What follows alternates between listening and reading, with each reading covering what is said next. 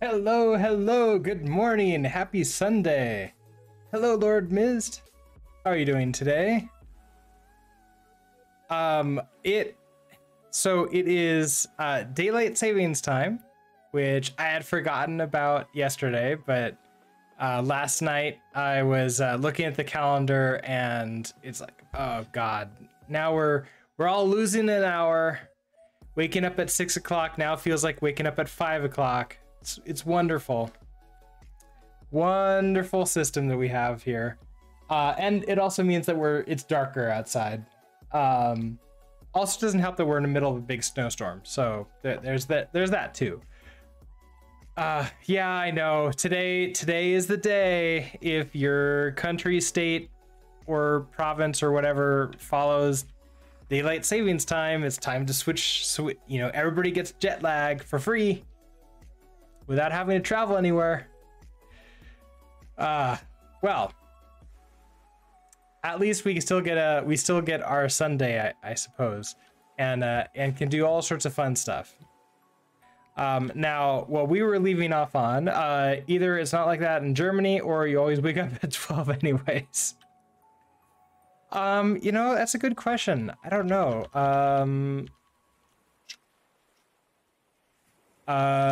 Does Germany follow daylight savings time? Apparently it's a popular question today.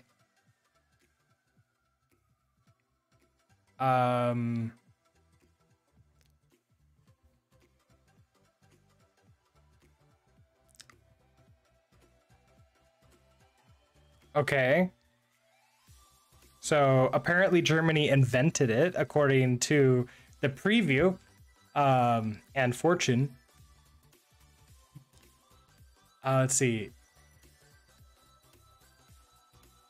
Germany changed times.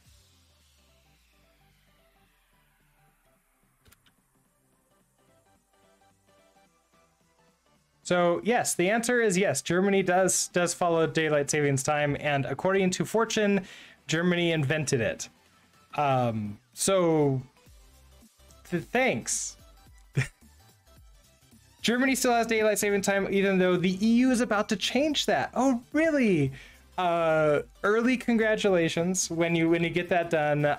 I wish the United States could get rid of it. Some of the states don't follow it, and I envy them.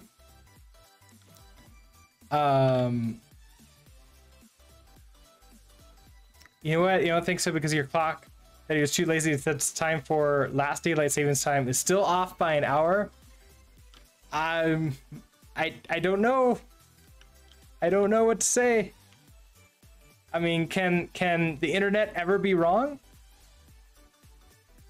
Here's a life hack. If you don't want to say all the clocks, just wait half a year. Actually, we did that. So my car clock is now officially today back accurate again. It's been off by an hour for half a year. All right. What are we doing? What are we over here? So, where we left off Friday, we were refactoring the, what was it? We're refactoring the resources in the BBECS in order to use in order to not send the world mutably throughout the Asteroids program. So that's like the big thing of why we're doing that. Which of course, when we started doing that, that gives us lots of errors, and we're just sort of going through and fixing a lot of them. So method get resource. So for example, we're now having a get resource as part of the implementation here. Wait, there's a query. Yeah, get resource here. And it's because it's now returning this resource, and the cast will be done by the user of this library, which is me. Here's another fun fact. A clock that doesn't move anymore still shows the correct time twice a day, twice every day, potentially thrice when transitioning from daylight standard time to standard time. That is true. That is true. If it breaks, break between 12 and 1 a.m. All right, so what I want to do here is for all of these, and I can't we just need to get rid of all of these. For every single one of these trait implementations,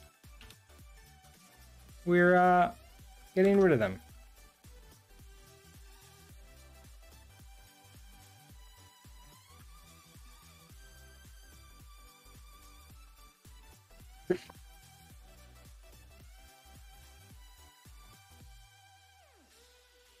I don't know if I successfully muted that in time. If I did not, sorry. All right, it's mostly just a lot of deletion of code, which is always a nice thing.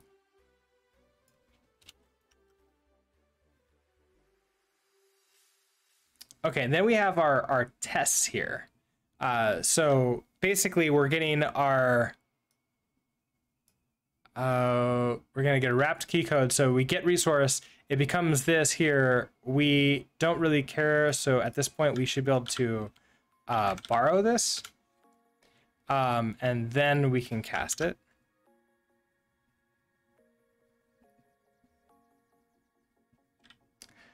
No method name cast found for struct resource in a current scope.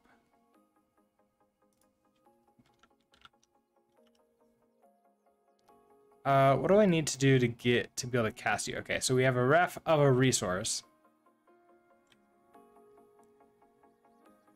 So resource in the current scope, items from, okay, so we need to pull you in. Sure, you're just telling me exactly what to put in. We'll copy and paste.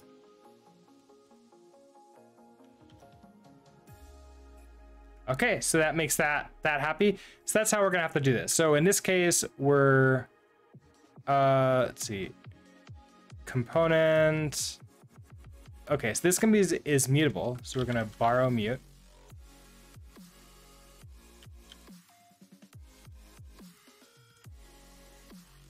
And then we can't do this yet. We have to extract it out. So we're going to cast mute.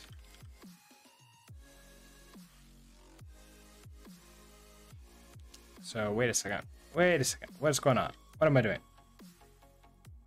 We have to cast this mute first. So I suppose we can shadow it, but we should probably just call this a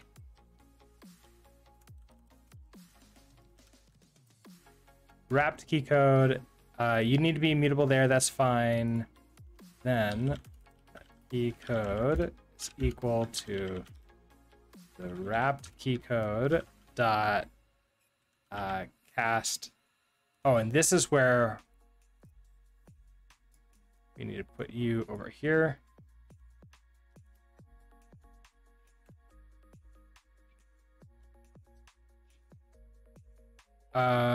Get resource mute. Oh, do I not have a get resource? Oh, right, because there is no get resource mute. It's just get resource. Then I can, cast mute like that. Question mark U. And that's when I can overwrite it. Okay, then they're gonna grab this out again. This is another wrapped key code is this entire thing. Cut you out. We're gonna just borrow you.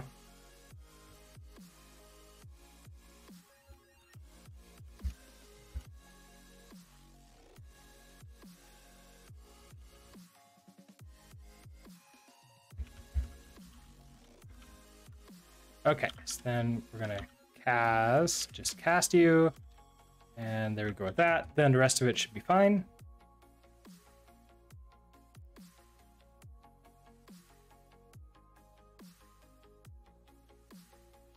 Okay, so what's next? Should get a marker resource. Okay, so we have this marker player, so we need to extract it out. So that marker, that equals world, get resource, name the marker. borrow, you need to be a wrapped marker. We take you away.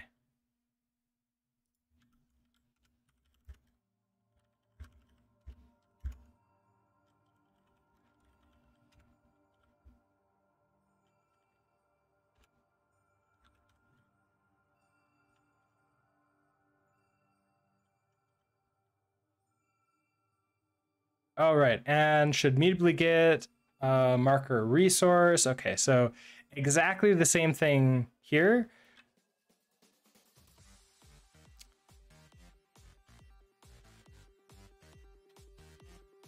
I'm not exactly sure we need, well, we probably really should invest in learning the macros to be able to automate these tests. But until then, all right, so your wrapped marker, this we grab later. You're mutable, so we're gonna borrow mute.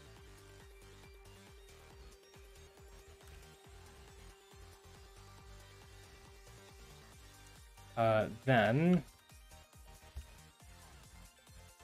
oh, and you're mutable.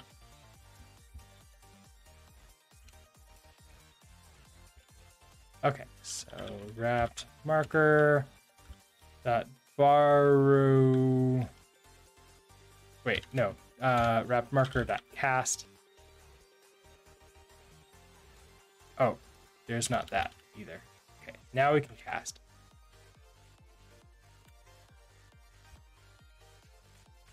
Then we can do this entire thing. Then we have to grab you out again. So really, this gets repeated twice.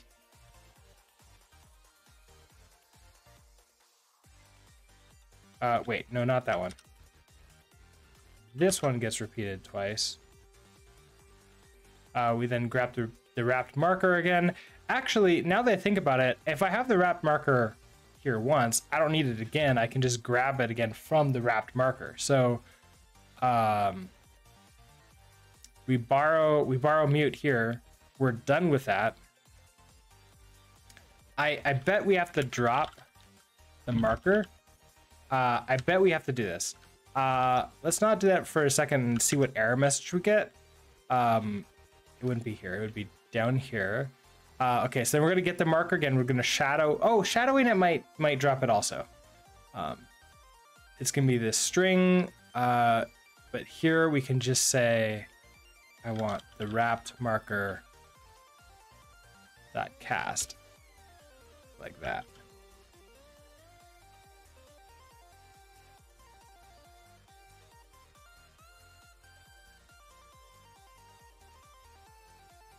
Expected mutable reference to a string.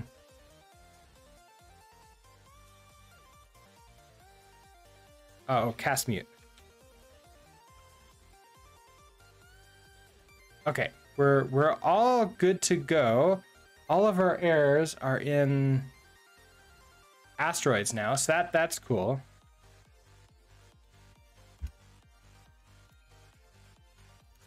Let's run our tests. See if it's all working. No, it is not. 7 passed, 1 failed. Okay, what failed? Should mutably get key code resource. What file are you on?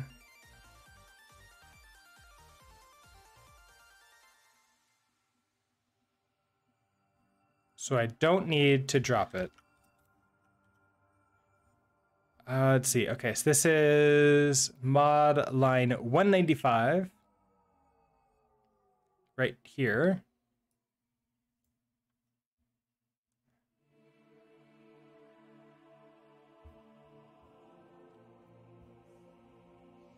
Panicked at already mutably borrowed. Right, so that's the thing is I could just avoid getting this wrapped key code again, and we can just shadow from the existing wrapped key code. It's exactly the same.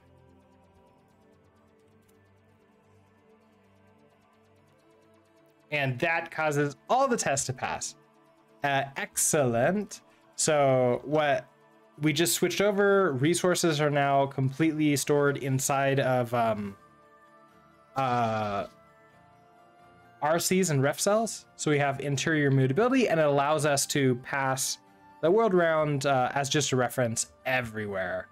Okay, that's really cool. What that means for us is I need to go to cargo.toml in here. I'm going to bump this version to 6. We're going to see where BBECS. Let's go ahead and what do we want to call this? This is basically we are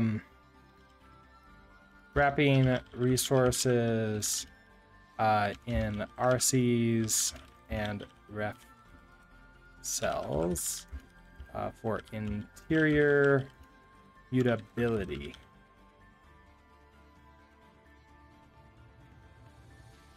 I guess ref cells so that the world can be passed around as a immutable reference. All right, we could push you up. We're on the ref cell resources. So we also need to do a pull request to the master branch.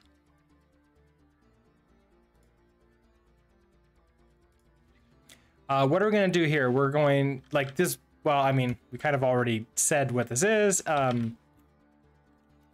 Wrapping resources.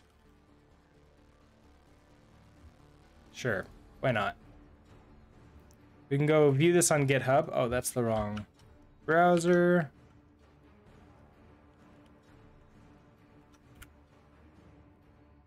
And we'll see that it has to run all these checks in order for us to merge this in. And that's our GitHub actions. It's running the test the test section. It's not going to do the deploy. It's actually just going to test them. So this will take a little while.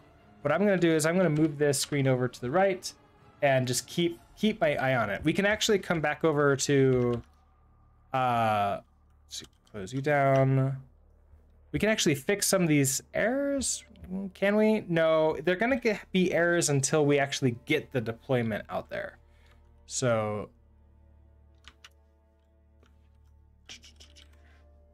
in Asteroids Lib, our problem here is we can't pass the world around mutably like this. So we need to start like updating this to use this entire new system that we're going to do, which is going to actually be a little bit of a pain, but it should be worth it. So in new, nothing is going to change. We're still going to have a mutable world here, so we can still register, we can still add resources, we still be good there. But in create player, I know that's going to be fine too. In update here, we're just going to pass around world like this. No more mutable reference to world. Now you're going to yell at me because input system needs this. Well, I'm telling you, you don't need that.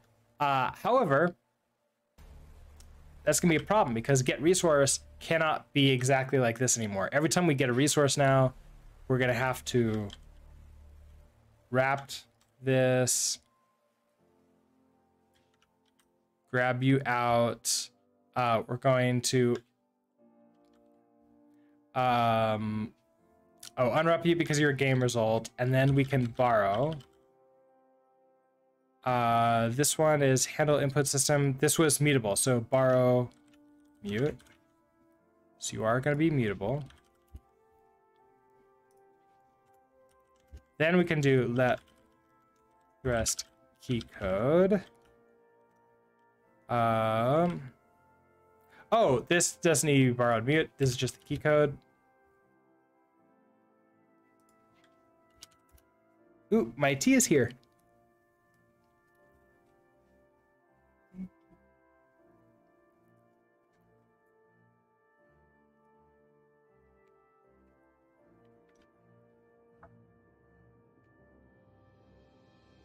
Okay, where were we? Thrust key code. We have this. We're gonna take this wrapped thrust key code and we're going to just cast it. That and unwrap that. And that should give us the key code. Now, of course, it's going to yell at us quite a bit because, well, the tests haven't passed yet.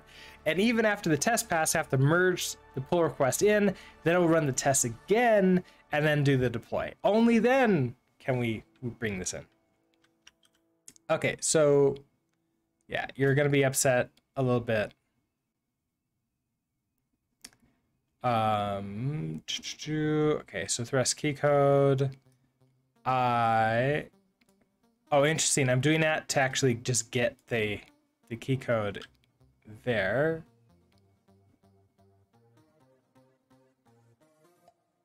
I don't think I really need to do that. I could just put that there.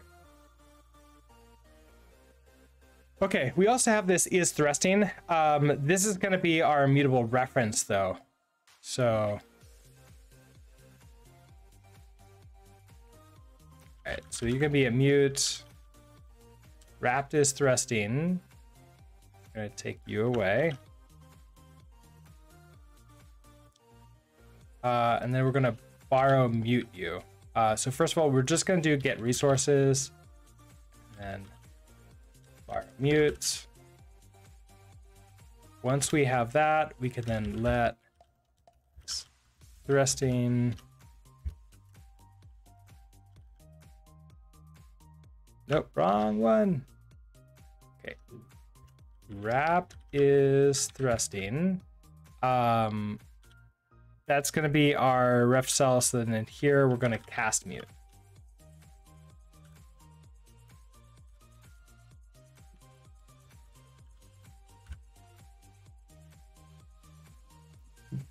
All right. Okay. So then keyboard is pressed. Okay. So we have all of this stuff.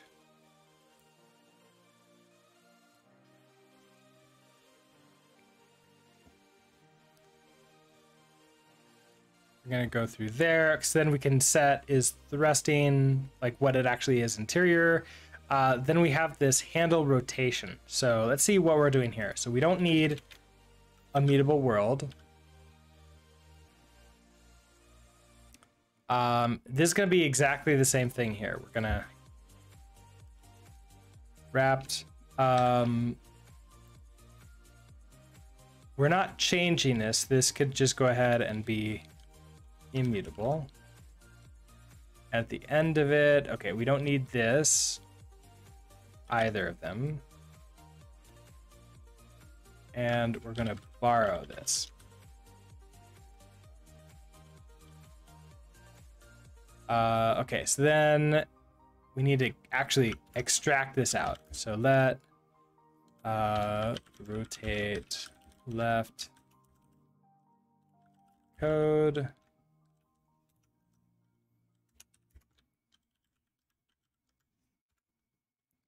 And then we're going to just cast you and unwrap you.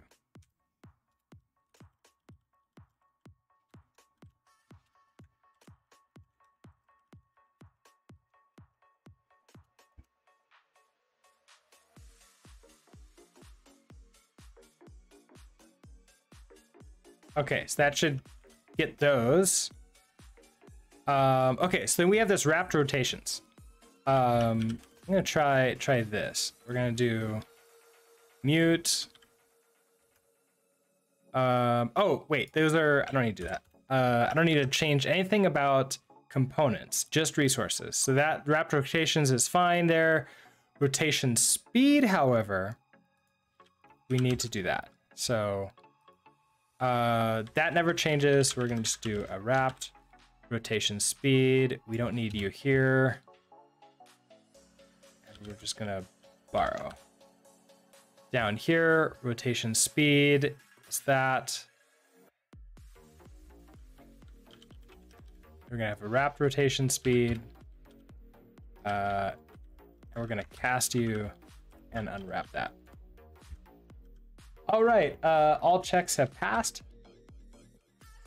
So we can go ahead and merge in this pull request into the master branch.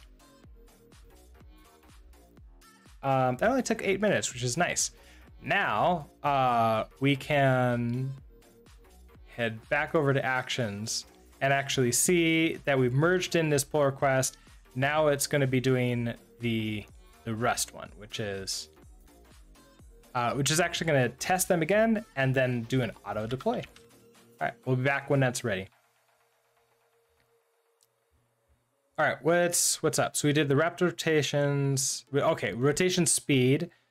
We cast you. Okay, so we've got that then.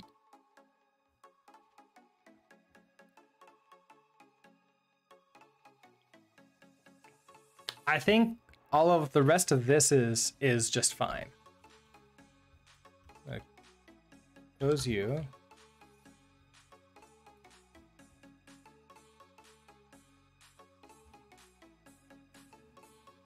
I accidentally just closed my other browser under. Okay, it's back up. All right, so we've got that. Next up, update the mesh system. We need to update that so it can handle not having a mutable world. So what's going on here?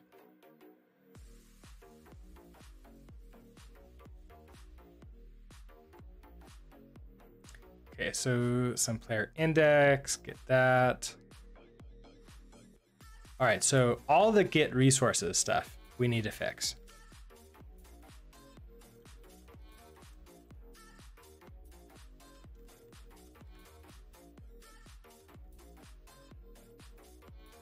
So we're gonna we unwrap that with our question mark, and then we're gonna borrow that.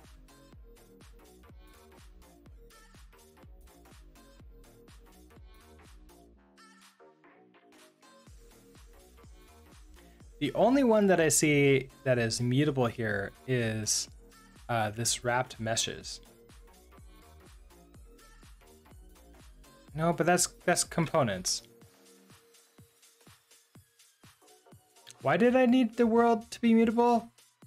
I don't see anything here that would tell me it needs to be mutable. All right. Okay, so is thrusting was the one we were working on here. So this becomes wrap is thrusting. We just cast it and question mark it.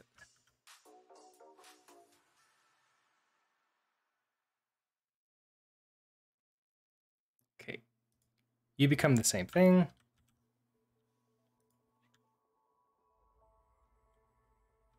I kind of wonder, can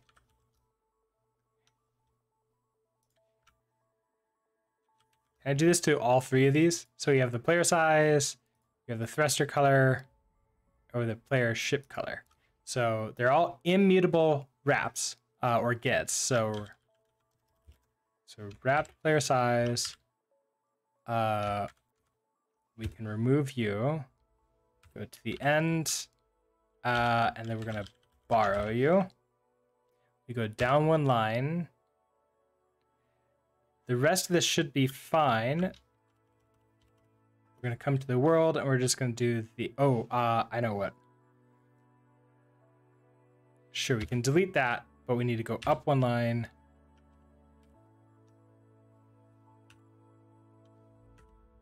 Ah! Okay. Copy you. And then we can cast and question mark that. There we go. That's how we do it multi-line.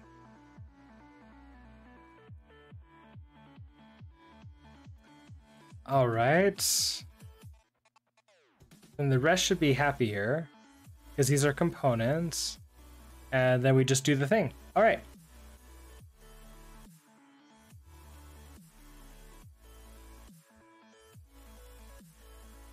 No more errors here. That doesn't mean, well, okay, the world is immutably being passed around. However, we're getting resources elsewhere, so it's gonna be unhappy because everywhere where we get a resource, we have to then at the same time, like example, right here in this get resource, we have to update you. So you have to be a wrapped update FPS.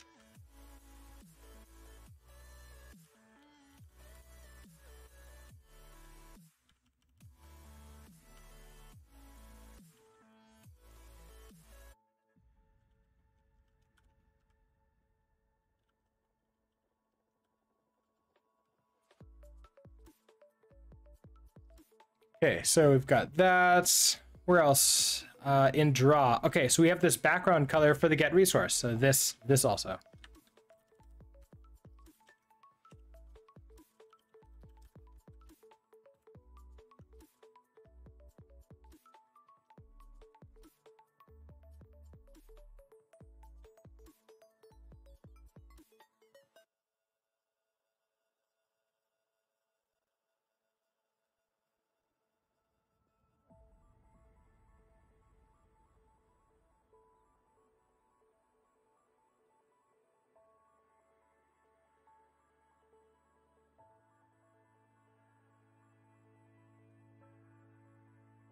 Ah, stop. There. Okay. Wrap background color. Cast you. Unwrap you. We do need to tell you that you are a reference. Oh wait, I don't need to tell you that because you automatically figure it out. Okay.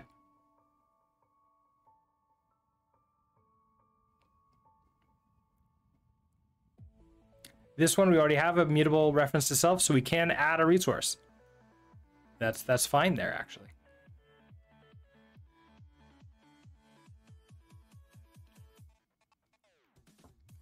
All right. So you should be happy.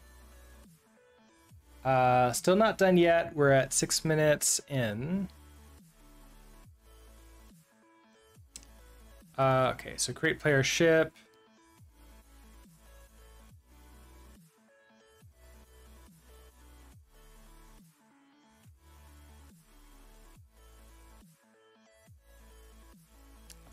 Nothing there. Nothing here. Okay, so these are components. So I think this is fine. This is all fine.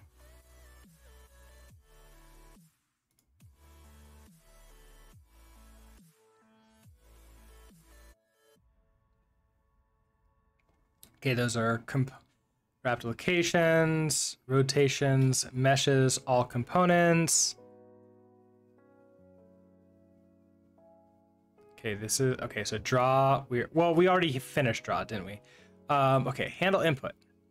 We did handle input, didn't we? Because these are all. Yeah, getting the key code. So we wrap that. Okay, so this one needs to be updated.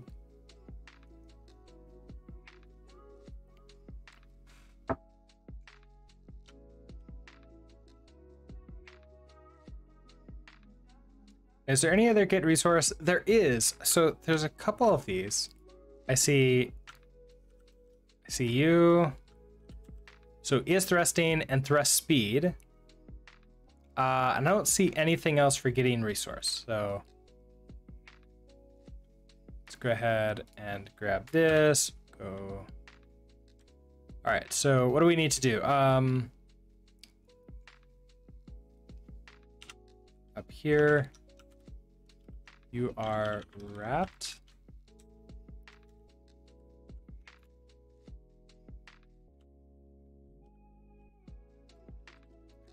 We're not changing them, so they can just be borrowed.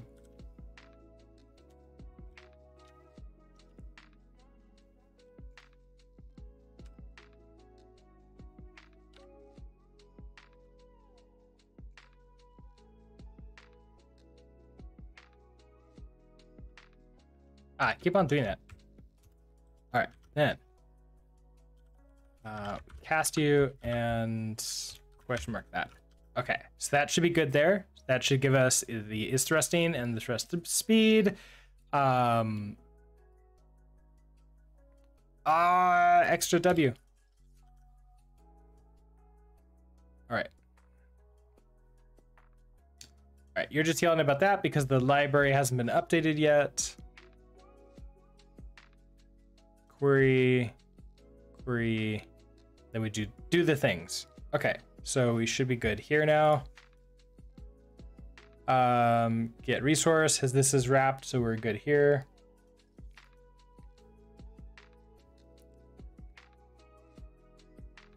No, okay, so everything is good here. Right, and here. The library we've already taken care of, and main we don't need to really worry about. So then the rest of it is just really waiting for the GitHub actions to deploy out, and then updating Asteroids Rust and seeing whether or not we did this correctly. It was 10 minutes ago I merged in the code, so any second now it should mark itself as completed.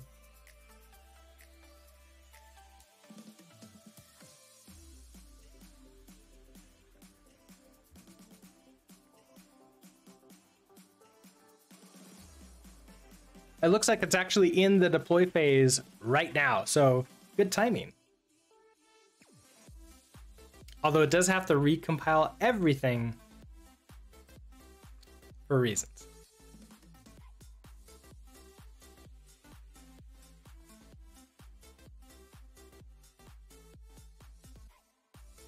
Okay, it's uploading. All right, so that's been deployed. We should be able to come to our cargo.toml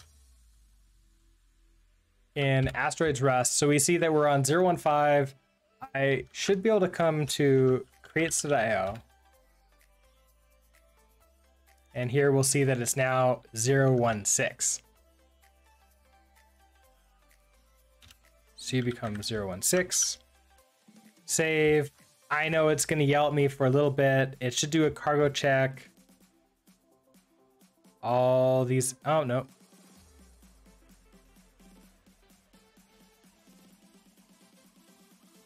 Let's actually run this.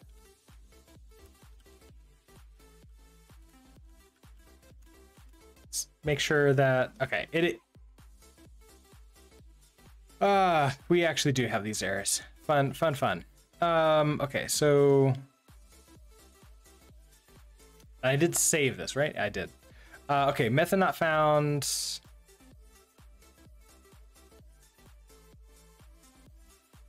Wrapped update FPS cast. Okay, so if we come here.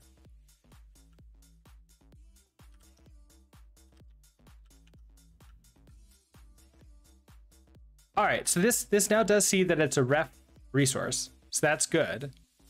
And we should be able to see a cast on it.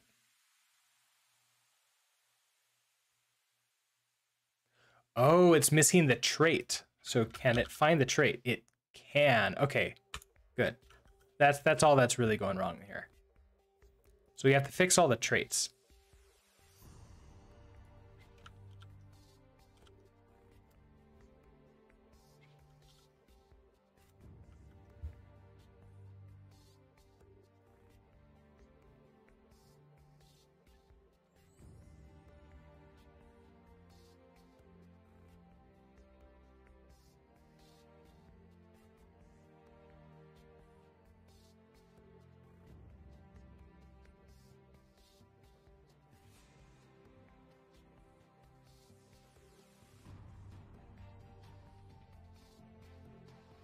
Okay, so we have this draw system. We really don't want to do that here unless we absolutely have to. So I want to pass in just a reference to the world. Like that. And like nothing that, I don't know why I needed the mutable reference to the world. I must have like accidentally put that in. Or maybe I did at one point in time. Okay, so you don't need to be mutable.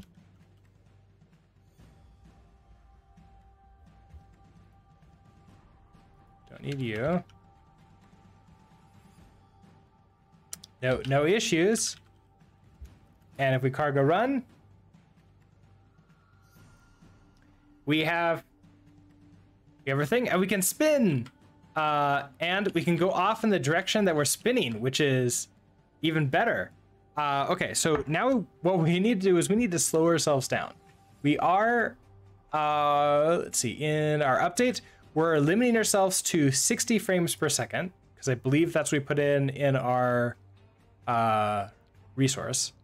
Yeah, 60. And that's fine, except that's still just too much, because I think it's like 5 per second. Which is maybe a little bit too fast, but what we can do is head on over to the handle input here. Actually, no, it's not that. It's in here. We have it. Rotation speed. Instead of 5, we can do maybe 0.1 and just recompile and take a look at it. There, that's much better. Now I can move around and fly around, and I can even move backwards and we'll be able to fire backwards, which is perfect. So just fixing all that just gives us all these abilities, which is really cool. And actually moving here feels really nice.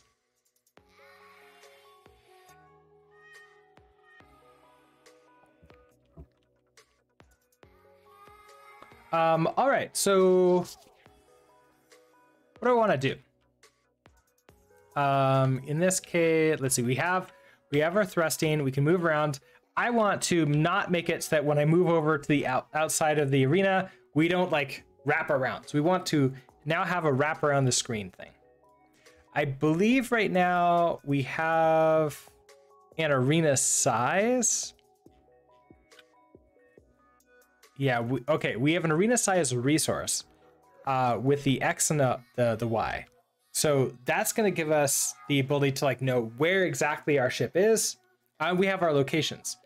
So we can reset the locations based upon this arena size. So let's go ahead and create a new... Don't need you open. I don't need you. Okay, so in systems, let's create a new one. This is going to be handle edges. Handle screen edges. S.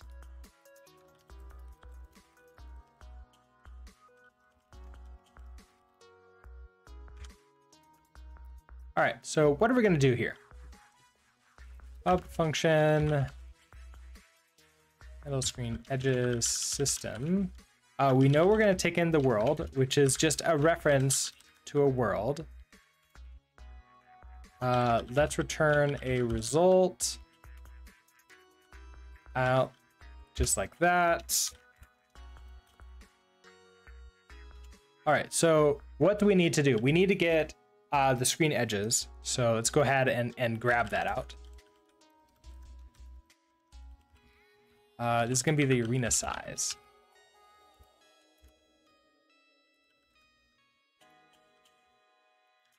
We're going to get resource, and it's going to be the names.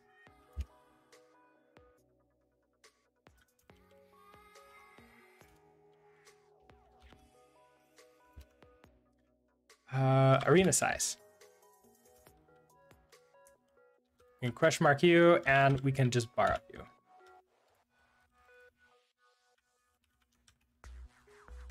Now, we know you're going to be a reference to a point.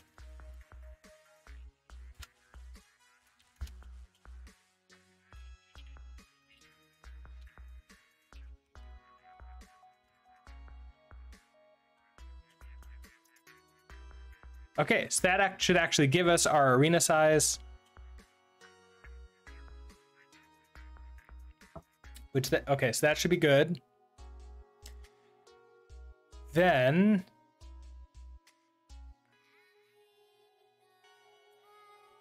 what do I want here? I want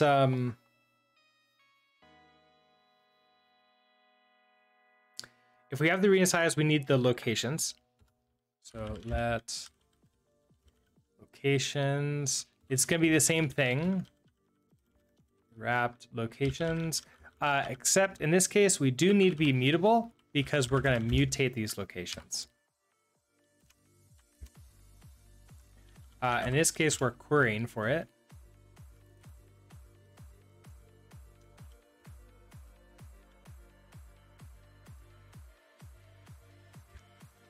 Okay, so we borrow that mutably, and wrap locations is equal to the wrapped locations. And we can just cast mute.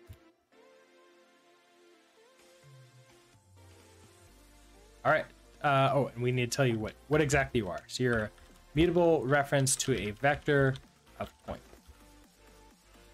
All right, so that should be everything we need here. We can now just figure it out. So if the X location, if we're off to the right-hand side, then we want to move ourselves over to the left-hand side.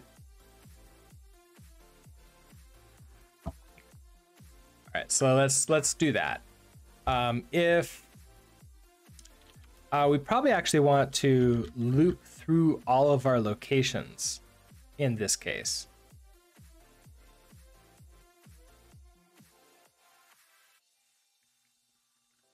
Okay, so we have that. We can just do locations dot iter. We'll need to enumerate. Not really. No, we don't. We can just do a for each. We'll get a location, which is a reference to our point. Here we can say, okay, if our location dot x plus the if our x is greater than the arena size, so if you're greater than the arena size dot x, then it's time for us to reset your location to 0 essentially.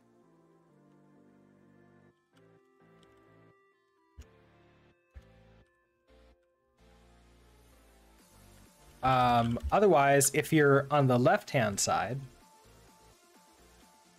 so if you're less than 0.0, set you equal to the arena size.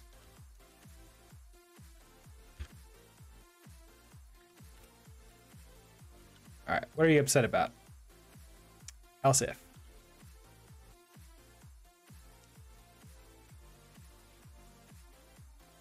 All right, same exact thing now for the y's.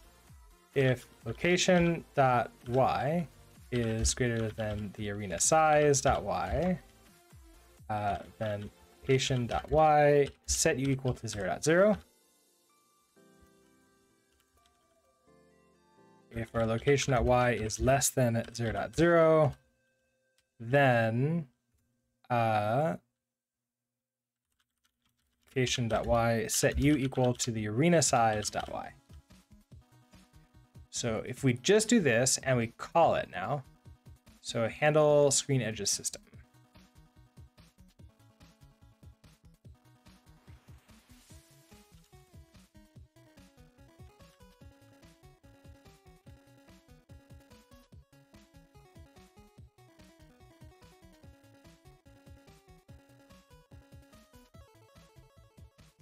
Okay, so if we do that, now let's see if we can move around the screen. No, cannot. Okay, error. What happened? Method not found. Oh, we need to pull in the trait. Why didn't you yell at me about that? Come on.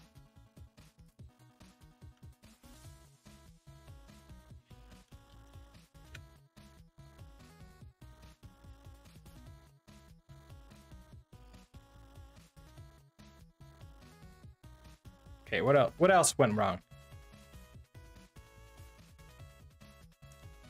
Okay, so could not wait. That's previous ones. All right, so no method named cast found for struct. Resource in the current scope. Handle screen edges. We have this. Wait. Here's a cargo run. Oh, wrong one. All right, so in here. Oh, location needs to be mutable. Ah, okay. So if we head into here, you need to be mutable. Oh wait, iter mute. That's what we need. Like that. There we go. That'll make you happier.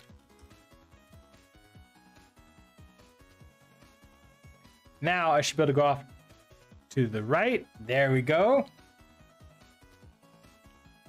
Head on up.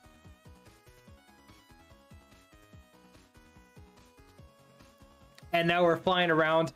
There might be some weirdness when it's hitting like the edges of like which one it should be on. But to me it looks pretty good. Now we can just sort of fly around and have a lot of fun.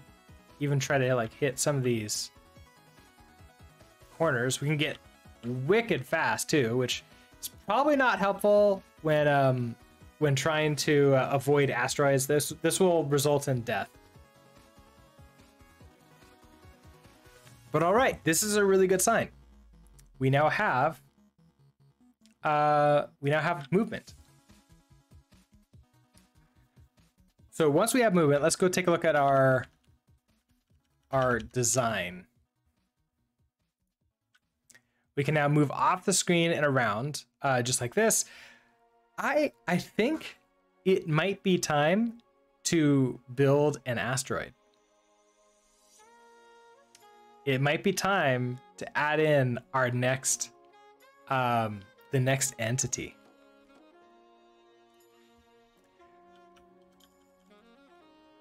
We have no errors, so we're good to go here. What I'm thinking of is in helpers, we have this create player ship. We're probably gonna want to create an asteroid in here. So create asteroid.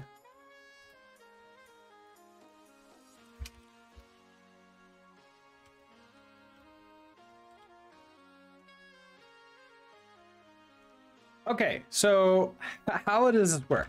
It's going to be a function, create asteroid. I'm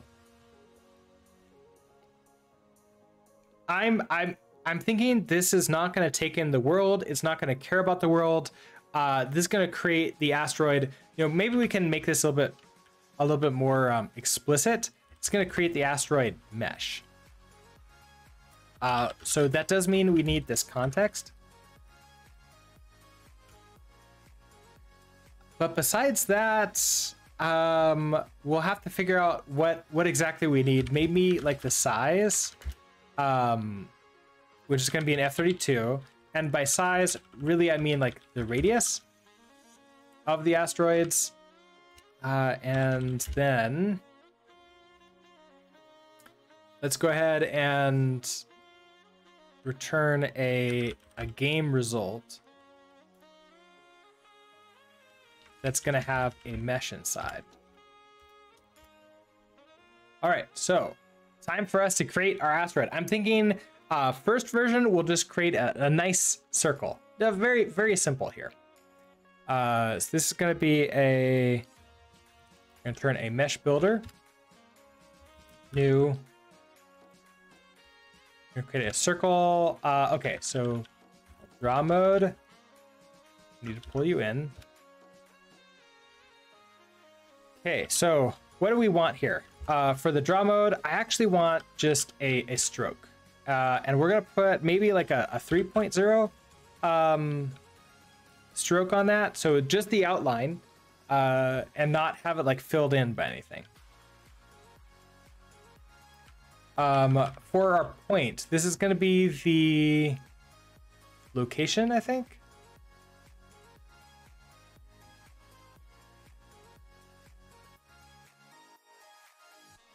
Pretty sure this is the location. You can be a 0.2 taken in from mint with an x 0.0 and a y of 0.0. Radius. This is going to be our radius coming in. Tolerance. Let's go ahead and set this to 0.1 to make it an actual circle.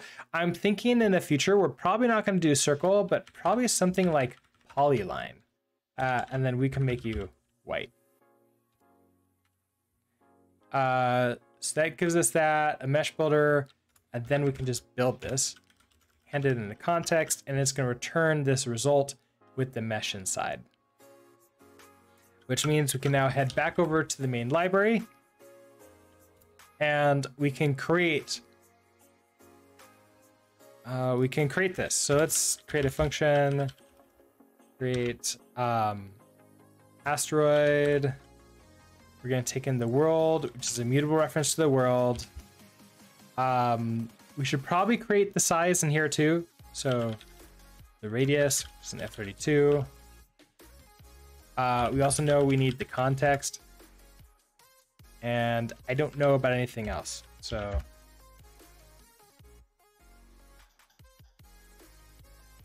we'll do the same thing that we did previously.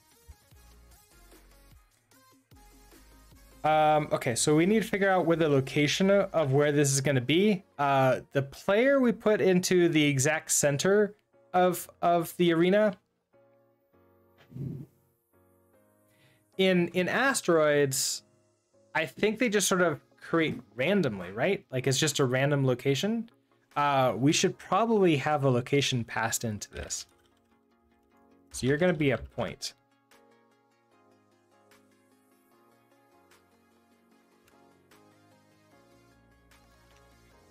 All right, so if we already have the location as a point, then we can just sort of spawn everything in. We're gonna have to have all of this stuff in here, so we might as well just pull you in.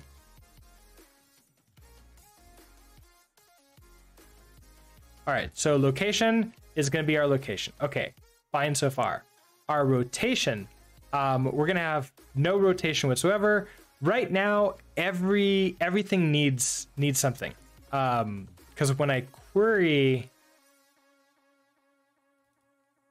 like it would be really nice if I could get away with basically saying asteroids don't have a location. Maybe we can just get away with almost nothing. So if let's say we just have a location, a mesh,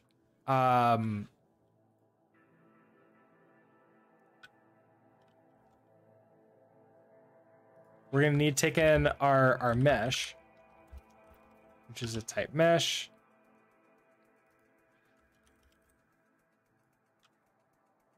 And then a marker. Okay, so entity types, we're going to need to add in a new one here. So this is going to be an asteroid.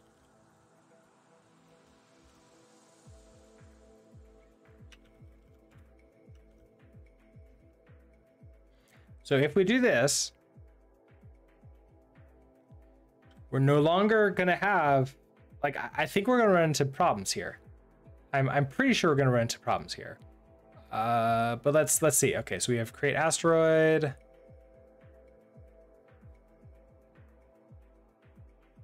We do the self.player. Okay, let's do this here. Create the asteroid. Add it, immutable reference to the world. The radius, let's do something like 50.0 and just see how that feels. The context gets passed through. Our location. Okay, so we need a point new, and to give it someplace, it doesn't necessarily matter where we give this. We could actually bring in rand because I think they are randomized. We also have to make sure it's not like overlapping with the player, otherwise that's kind of unfair. But all right, let's do point new. Let's do something like 120, 130.0, 150.0, and then the mesh. And so this is going to be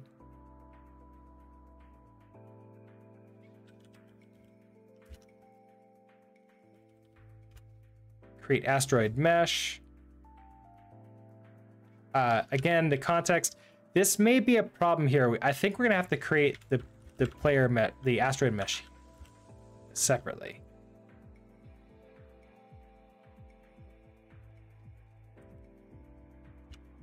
Okay, so the asteroid mesh is equal to It does make me wonder, should I just have, like when we create that, it should probably just do that itself. Let's do that. Inside create asteroid, we're not going to take in the mesh here. We're just going to create the mesh right here. Let mesh equals create asteroid mesh, hand it in that context, hand it in that radius, and then we can just question mark that. And oh, we can't. We have to unwrap you because of reasons. Because it actually returns a game result and not the other type of result. And so that gives us our mesh here, and here is our mesh. Then we question mark and semicolon U. So if I do this, I think we're gonna crash. I'm pretty sure we're gonna crash.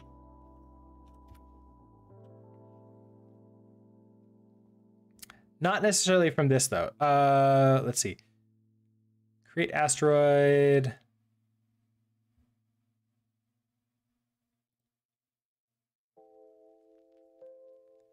Oh, wait, you return, oh, you return a game result. So create asteroid here.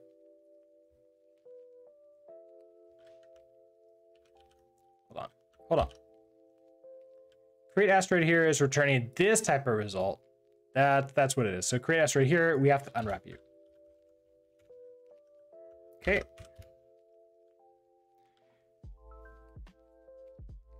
Yeah, that's what I was worried about, is index is out of bounds. So here's what's happening. In things like update locations, we're just grabbing out the we're grabbing out the like all the locations at all the velocities and all the accelerations, and we're assuming that they're the same length, which is fine. Like that is fine, but it does mean that we have to give everything the same number of components here. Either that, or I'm going to have to like put in options inside of the components inside of the ECS system. I'm not that's very doable. I don't know if I want to do it. So if I want to do like a rotation here, see here, let's reset this. Let's do this again. Do our world. Okay, so location, we hand you the location. The rotation, we're gonna have you not be rotated at all. Velocity, you have no velocity. Acceleration, you have no acceleration. The mesh is just gonna be this mesh. And entity types is the asteroid. So if we do this, and now I run this, here's our lovely asteroid, and here's our player that we can still move around. So that's fine. I could even give this asteroid a little bit of velocity, just for like a random velocity. So let's say we have like a 5.0 and a 2.0.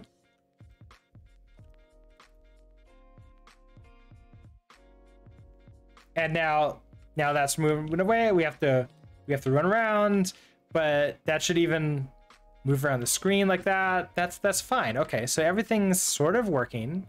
Now I can't fire, and I don't have any collision detection on it, so I can get run over by it, and it's just, you know, everything's happy. But that works. It does unfortunately mean that I have to give it, like, everybody gets every component, which may or may not be a good idea. Right now, I don't think it's a terrible thing, but eventually it's going to be a terrible thing. Maybe. We'll find out. Like, if we need it, we'll switch over. Okay, so that creates an asteroid for us. The look of the asteroid is pretty not great. I wonder if it would be better for us to, well, we know it's gonna be better for us. in the create asteroid here, I don't want to use a circle. I actually want to use something called a polyline. And that's going to give us the ability to do these interesting shapes, because if we really think about it,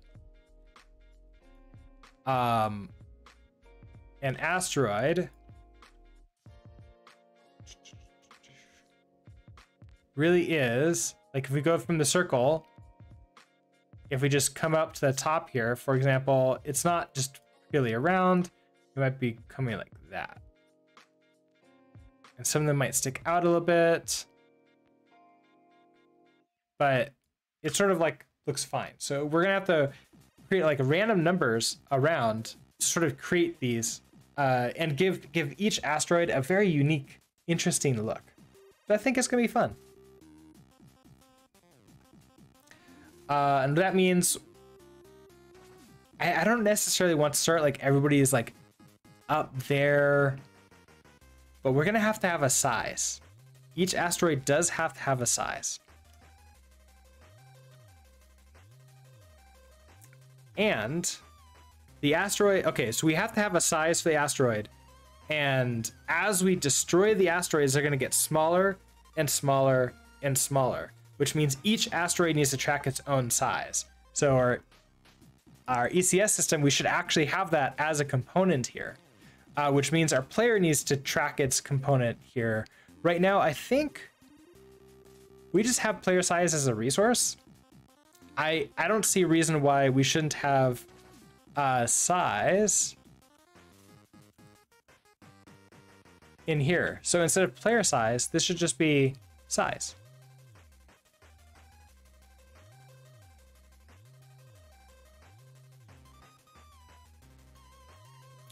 Player size becomes size.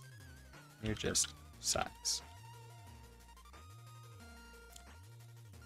All right, so let's go ahead and get rid of you as an add resource, but we're going to add you in as a component.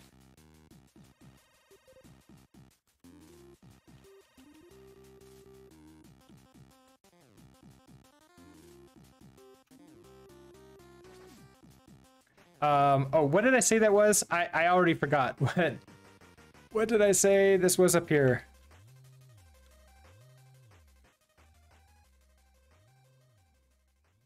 Oh, player size. Oh, we even have that in there right there. Okay, so 25. 25. Because I need that when I'm creating the mesh. Okay, so that makes sense then.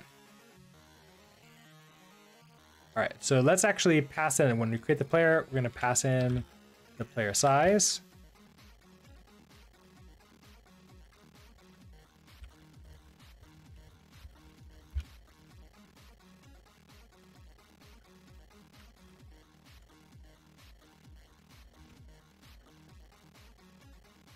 All right, okay, so in our data, this is gonna be a F32, so this can just be the size.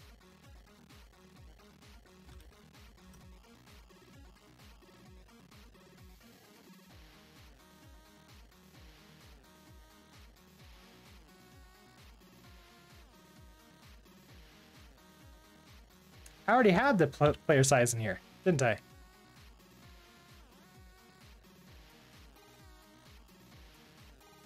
Create player. Oh, the create player ship. Oh, okay. I will actually want you in here. There we go. That gives us the size here. Okay, so that makes you happy. Now create asteroids is going to be the exact same thing. Now we have the radius in here. We can now do a with component and add in the radius.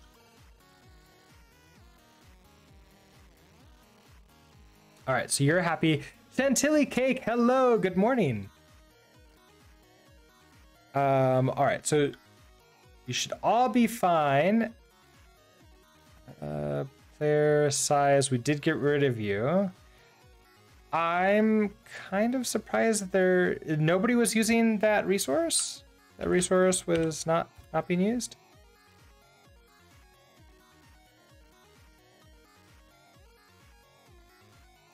Update mesh.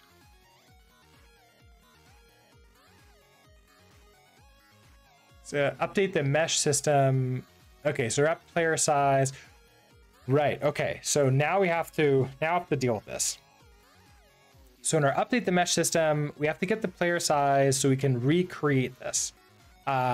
This is gonna be something else. So this is, let's see, we have to get the player index, but instead of a get resource, this is now gonna be a query.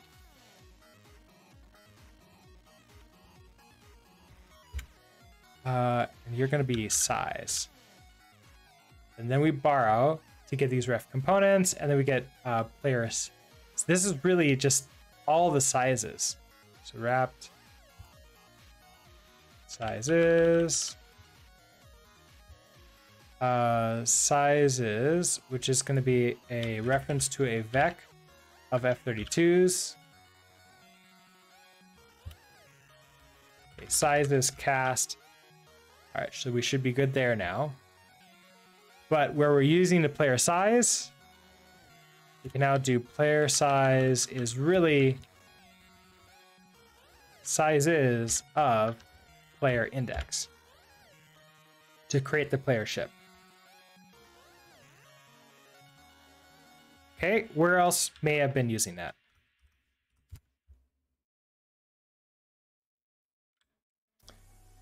Let's see, unwrapping a none value for what? Entity data, line 77.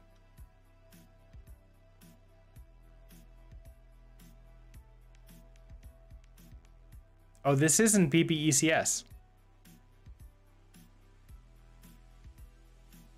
So insert. Oh, register. We forgot to register.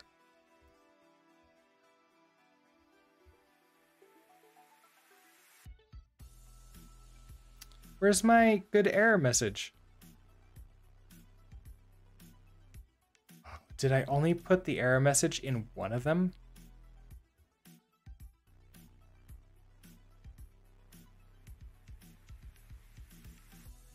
I did. I only put the error message, the good error message, into one of these. Ah!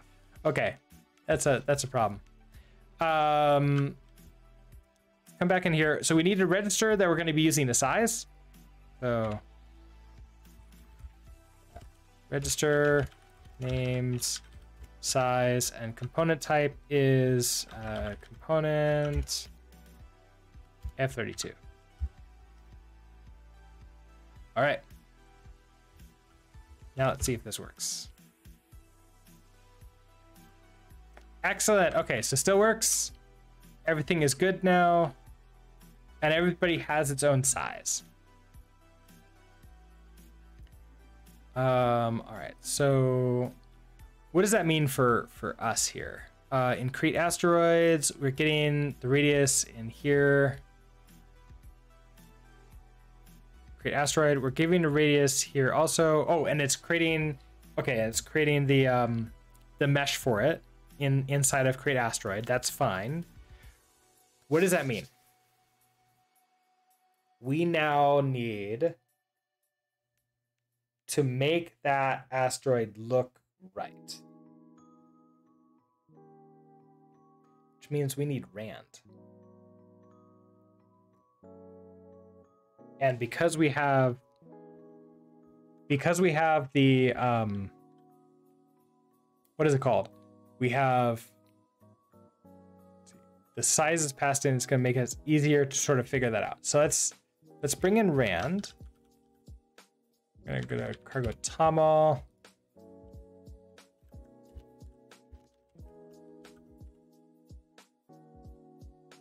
Sure, I'll bring in the absolute latest one.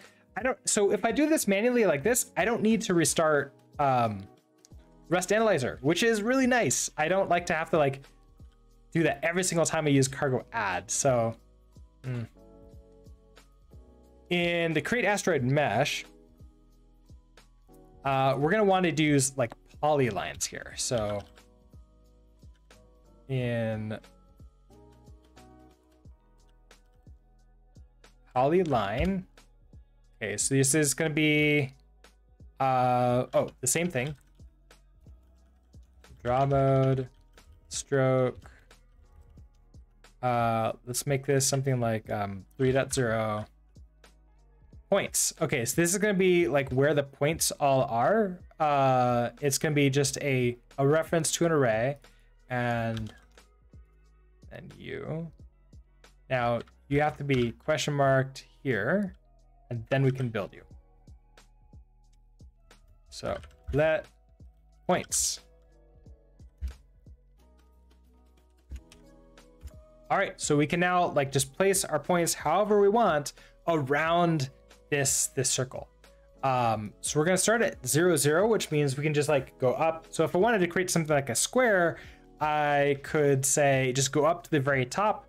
We have a radius, so I could just say something like, oh, you need to be a point of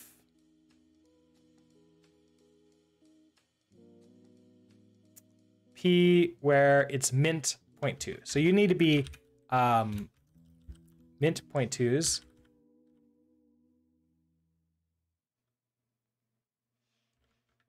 I already have a mint 0.2 in here. There is no new on 0.2s for mint. I have to like manually do this. So, all right. Let's see. X and Y. So the X on this, let's just say it's 0.0, and then the Y, let's just go up by the radius. So negative radius. So let's like make a diamond first and sort of see how that ends up looking. So 0.2, X is going to be the radius, and Y is going to be 0.0. X is going to be 0.0, and Y is going to be radius. 0.2. X is going to be negative radius. Y is going to be 0.0. And I don't think we need to finish it off. I think that's enough. And you're going to be a reference to the points. So if we do this, what does it look like?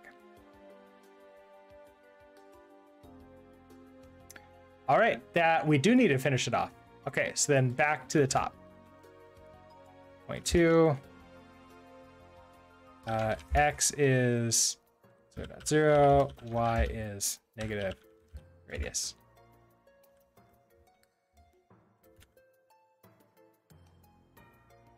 And here's our lovely diamond. And so you can imagine if we just put some more lines in sort of random spaces along this, we're gonna get sort of a nice asteroid-y looking thing.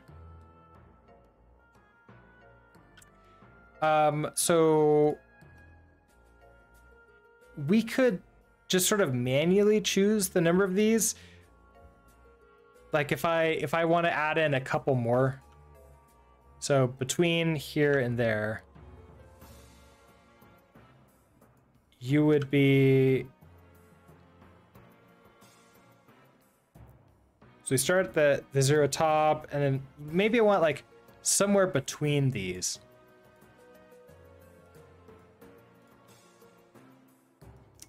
So maybe be like halfway between. Let's do like radius divided by 2.0. Then the Y would be negative radius. Wait, so this is starting at 0, oh, up. And then if we're going there, sort of like halfway between, negative radius divided by 2.0. So if we just do that,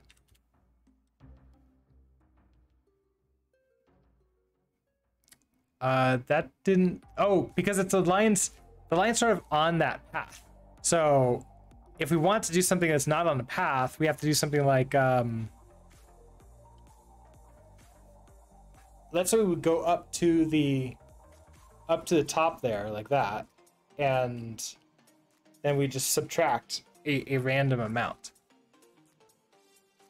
So maybe your x is 0, y is minus radius, like plus. Here's where if we had rand, do random. This will give us a random number between 0 and 1.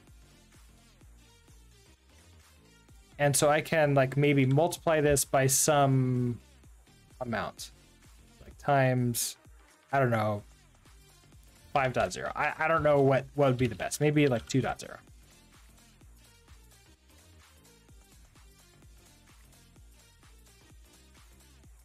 Let's try this. We have our diamond, and we're taking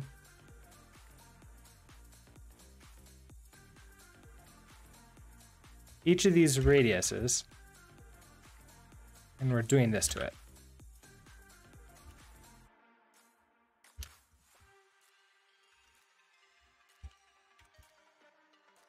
Oh, you need to know type annotations needed because you can't figure that out. So I think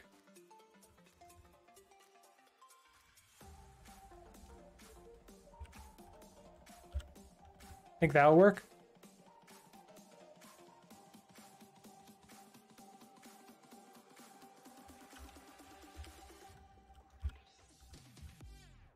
Yes, okay, that should make it work.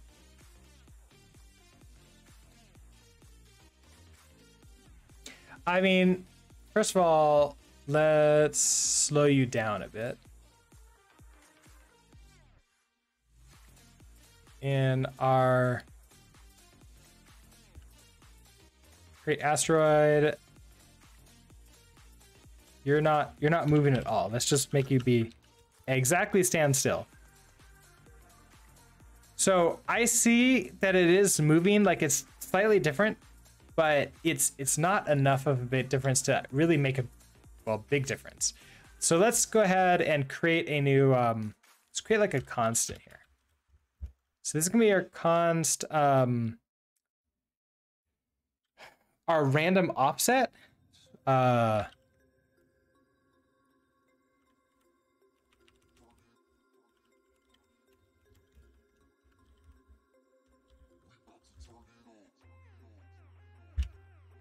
You're going to be an F32 and is equal to, let's try something a little bit bigger, like 10.0. And then for each of these 2.0s, you're going to be this random offset.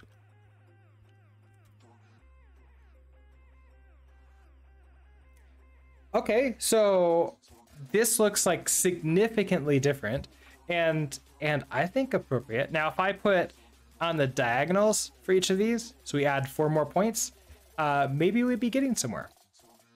So let's try that. So for each of these, I want to duplicate you, and I want to go like halfway between. So this is gonna be the x is halfway between here and there, so it's gonna be the radius divided by 2.0. Then I want to add it to this entire random thing.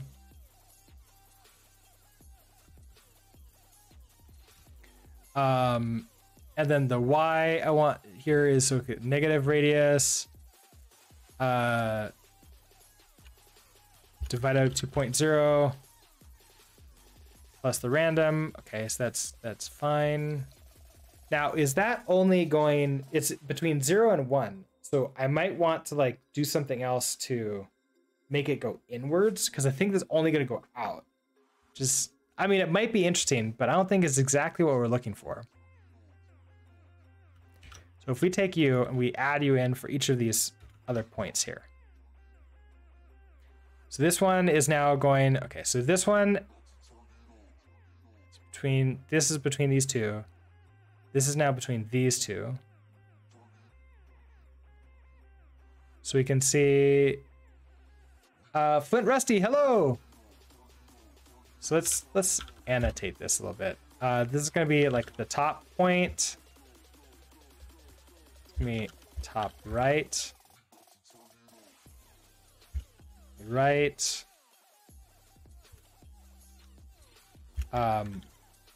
Bottom right.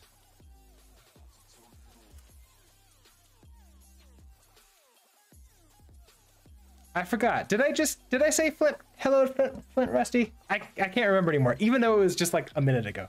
But if I didn't, hello again. Let's see. Okay, so bottom right, we're X is halfway over, so it's radius divided by 2. The Y is actually going to be plus radius divided by 2, and then plus that, okay? Then we're right, bottom, so this should be bottom. And now we want, we have bottom right, bottom, bottom left. So we add U in again. So left is now going to be negative radius divided by 2 plus that, and your plus radius. Okay. Then we have left. This is top left. Okay, so top left, your negative radius for X and your negative radius for Y. Okay, that's good. And then top. And that's fine. So if we do this, how do you look? All right, that's looking a little bit better, a little bit more asteroidy. Oh, links, Flint Rusty. Links were deleted. Hold on, let me take a look at what you sent.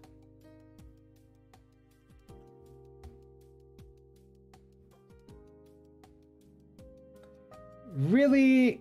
A Nightbot? Oh, okay, hold on. I'm sorry about that. Okay, so you try to send, what you said was, my work at the company using ASP.NET backend, Angular frontend. And of course, I thought that ASP.NET was a URL. I suppose it kind of is. I'm going to whitelist that.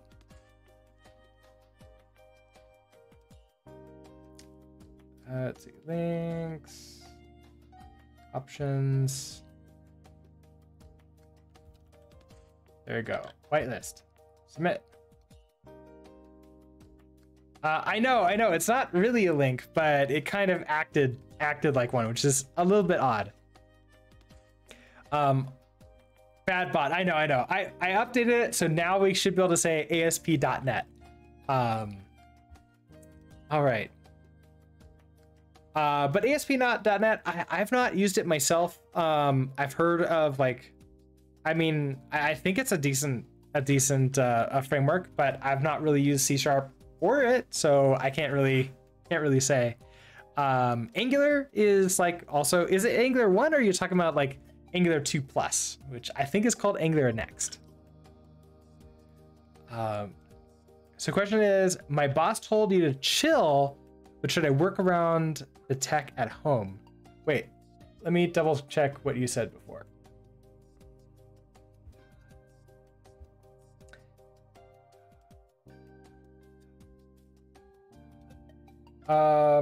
Did you get a new job and they're using this new stack?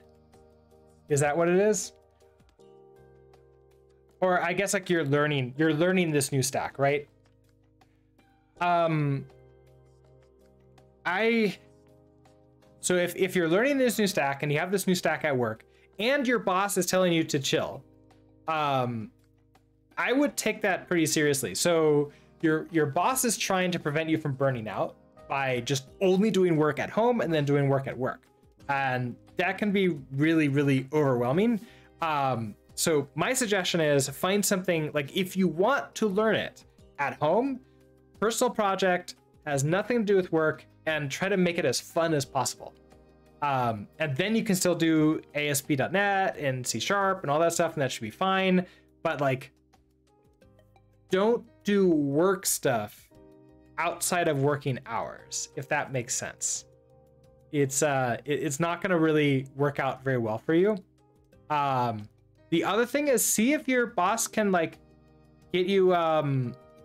It depends upon the company, but sometimes companies can pay for a learning resource like books or courses, or I don't know, like I don't know who sells like ASP.NET like learning resources, but you might be able to get something like that, and they might pay it for you, and then you can actually take it sometimes even during working hours.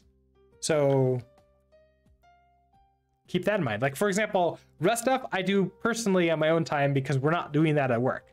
But like Vue stuff, like we're learning new Vue things, I do that on work time because that is what I'm using for work. So there is a subtle difference there. All right, so this is looking better. I don't know if I want to like create another sort of group in between.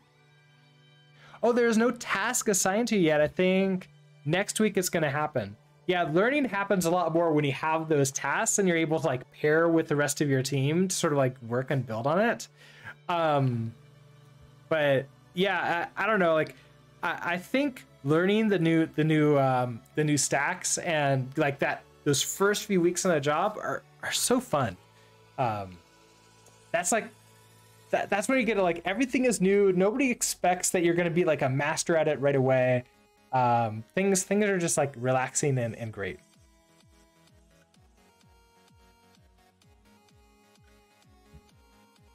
Let's figure out if I can do a negative here. So we have this times random offset. Now I kind of want to subtract from this random offset.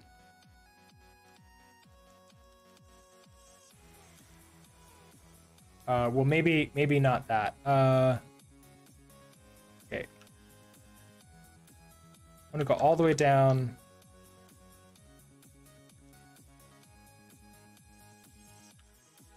Okay, down to here, and then subtract half of the random offset. So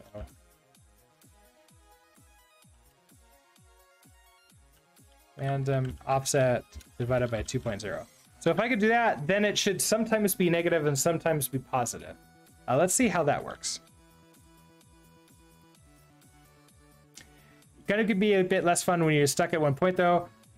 Yeah, I mean that's true. It's very true.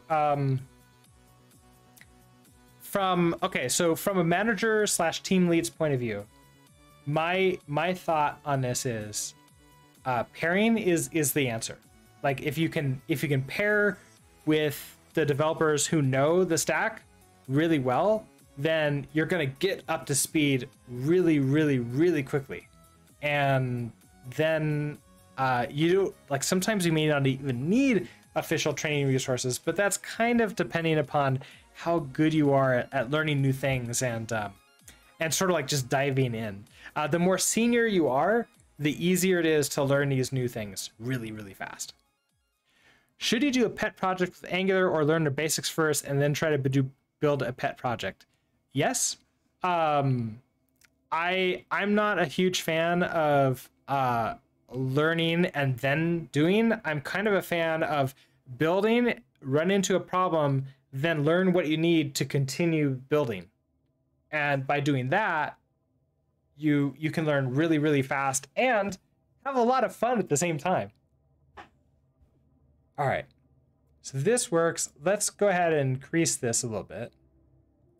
Like, let's make you 30. See what this looks like.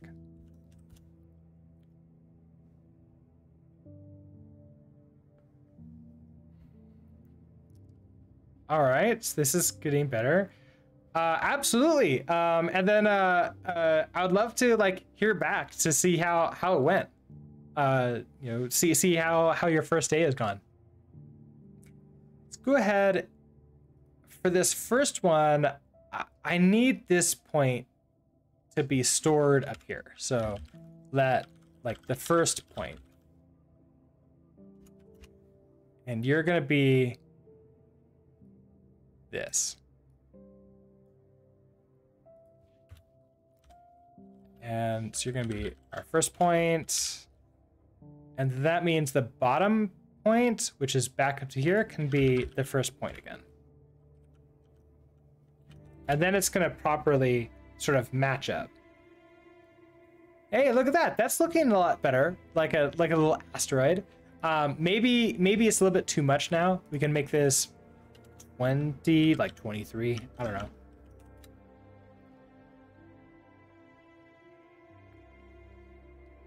And so we can imagine this sort of flying around, and we can use random to give it a random velocity right away. So let's actually, when we create this, we can have like a zero velocity. We can give it like just a bump of acceleration. It would have to be random, but we can have like whatever speed that we're looking for. So let's say we have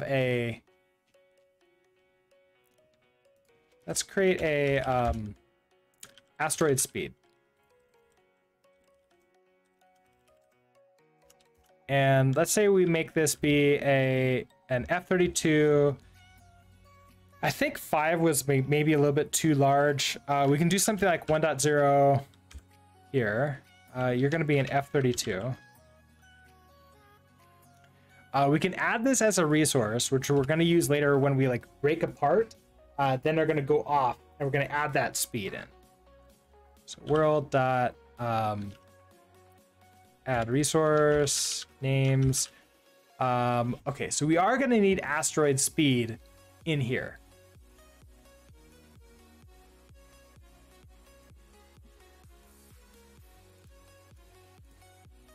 The idea here is that as we each asteroid has its own speed, but there's going to be sort of like a base speed for the level. So here we're going to do an asteroid speed.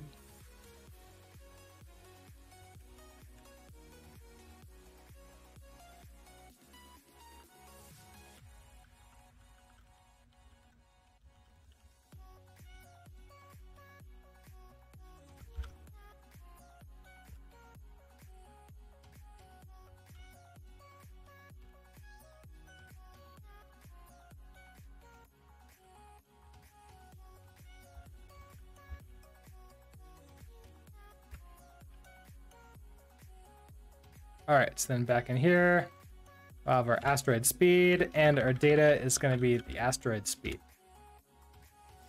All right, so that adds the resource for us. Then when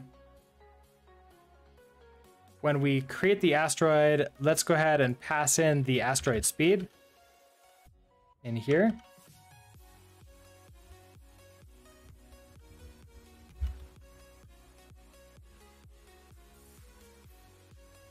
We're an F-32, which means we can now give it an initial acceleration just right here.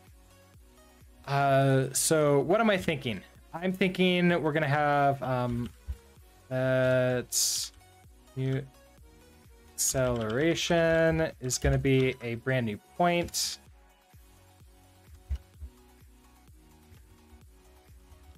Now we need X and a Y. So I want this to be just some completely random direction. We don't know what you're going to be, but it's going to be based upon the speed.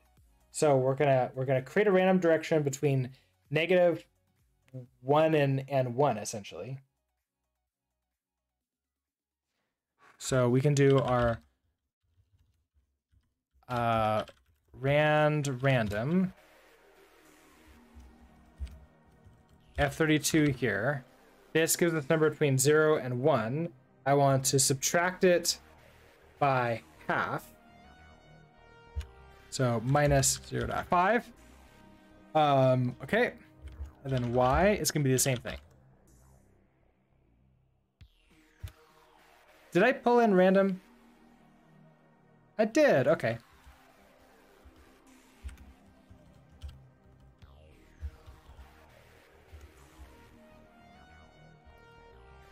Now, so that gives us see, what are you upset about?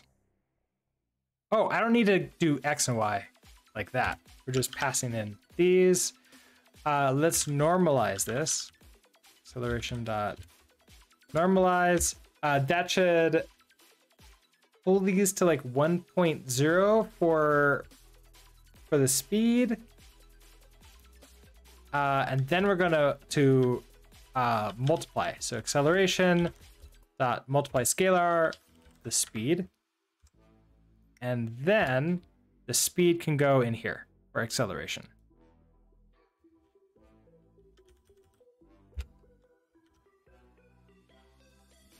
So if we do this, our asteroid should be moving in a random direction. Nice. Okay. Perfect. And if I sort of restart this, it's a complete random direction every single time. All right. That's great. Now we're starting this in this random location up here.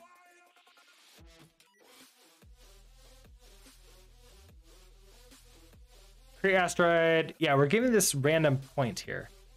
We would want to do a random location.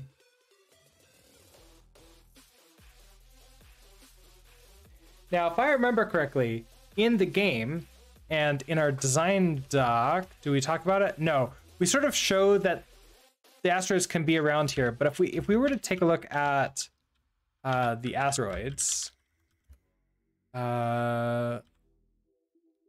YouTube arcade asteroids. Here we go. The asteroids can pass over each other,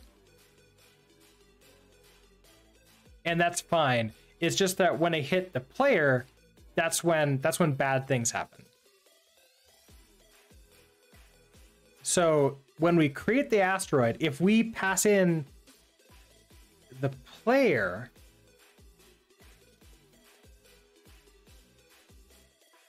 so we would need the player size and the player location. It's like the player size and the player location, which right now we know is the center, but yeah, player location, where are you? You're being set down here. So player location. Let's go ahead and create you up here. So we know that you're going to be a point. We can actually grab you from here. And create player. Here's our location. Is this point right here.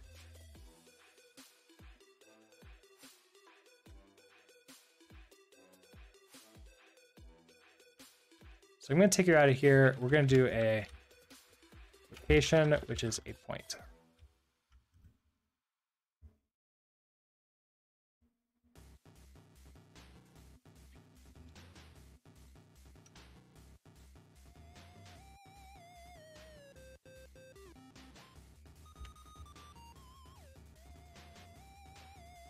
Oh, wait a second.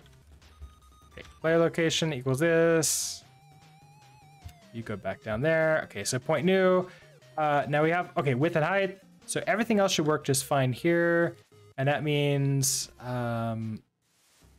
create player, you need, it's the end. So we have the player size and the player location. You're happy there. Create asteroid. We're gonna take in our player size, which is an F32, and player location, which is a point.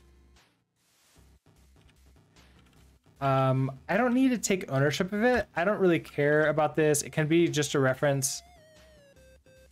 It will clone on its own or copy if I don't do that. All right, so create player. We don't need this anymore. which is great. That also means when we create the player, we don't need width and height, so you can go away. All right, happy there. All right, so player size and player location. If we're gonna try to create a location of where this is in the create asteroid, so I don't actually want to take in the location point here, which is you.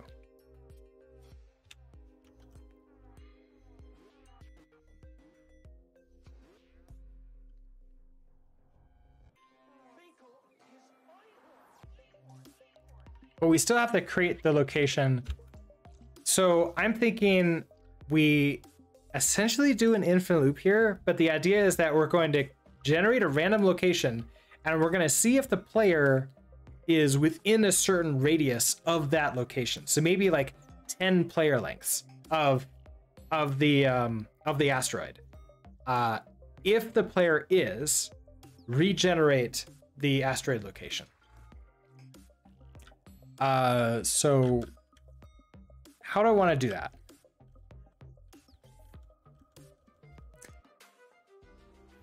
I mean, this could be a different function also.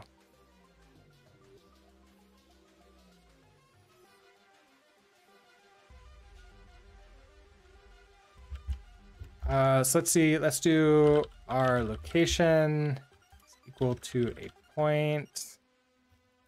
Really? Can I do something like this? Loop, just do a forever loop. Inside of this forever loop, we're going to generate a random location. So let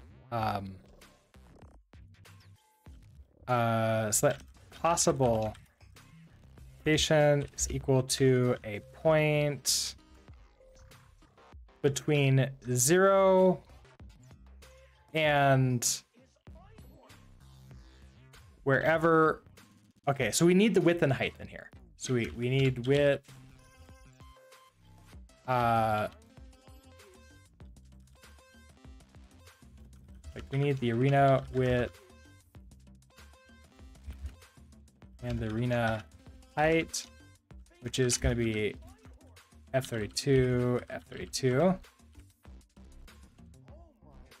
So if we do that, then let's go ahead and fix you.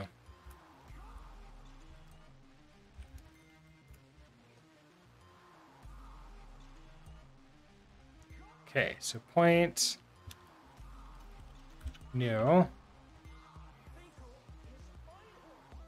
All right, so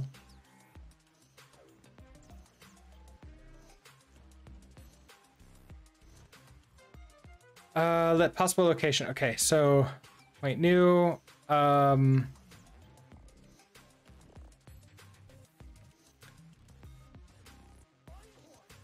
gonna create. Okay, so the X is gonna be random of an F32. And we're going to multiply by the arena width. And subtract by half of the arena width. Is that right? No, it could just be that. And then the Y is going to be a random.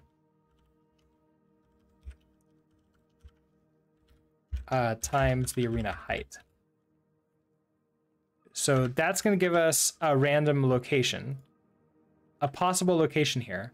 Then I need to know if it's close, if it's too close to the player location. So in reality here, we can do an early exit, essentially. So if we're far enough away. So we need the distance between us and the other location, which we have that. We have a point here and we have a point here. So if we do our possible location dot, do we have like a distance too?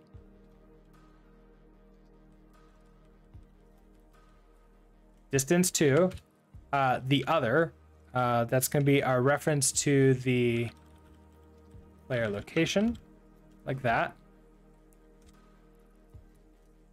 then if, okay, so if possible location at distance 2, if that is greater than some like player size times like 3.0, let's say, then I want to return the possible location. Otherwise, I want to continue on, and we're going to try another one, and another one, and another one.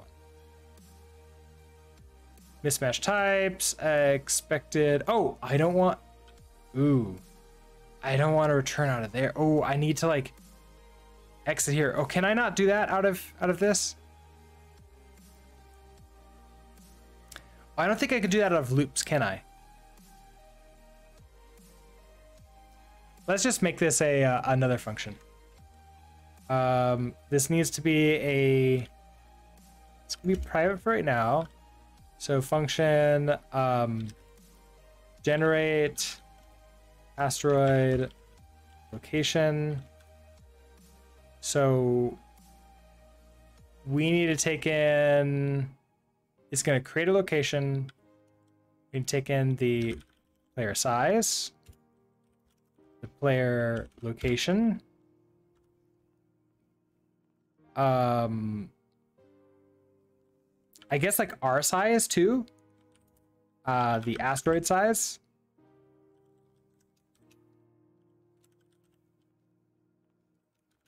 just F32. We're gonna return a point. I'm going to do this entire thing here. So I'm not going to do that. So instead, need a location.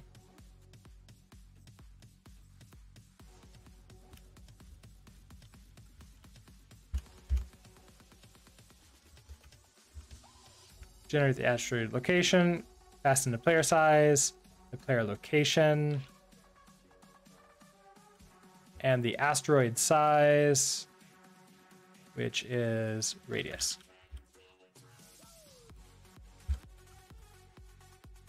All right, so you should be happy there, and now you're just unhappy because we haven't actually done the thing. All right, let's do it. Here, we want to generate a random player location, and then keep on generating them until we find one that's good. So maybe we can start with generating a random location.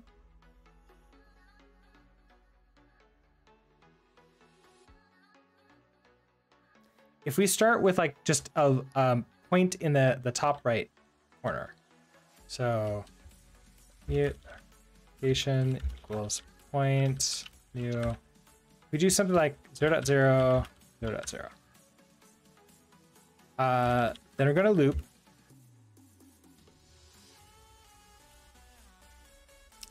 And we're going to return this location at the end. In this loop, we set the location. So location.x is going to be random F32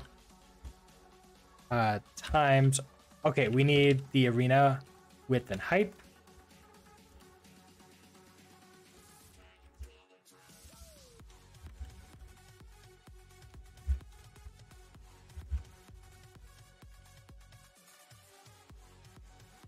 That will be this. This could be the arena size.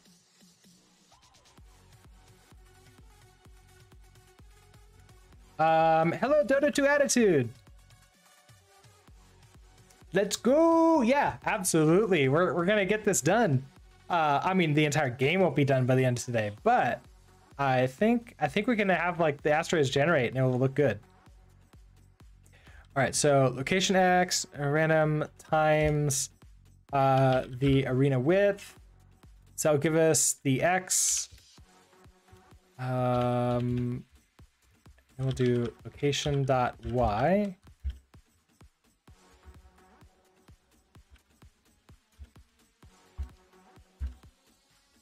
height. And then we want to determine if we're too close or not. So we're going to get our distance. So let if our location dot distance to the player location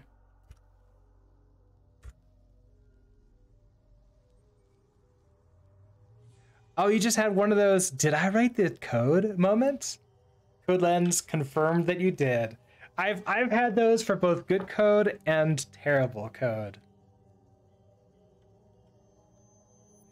Okay, location, player location, that is a reference, we're good there. It was bad code. Oh, well, I was like, who else was in here?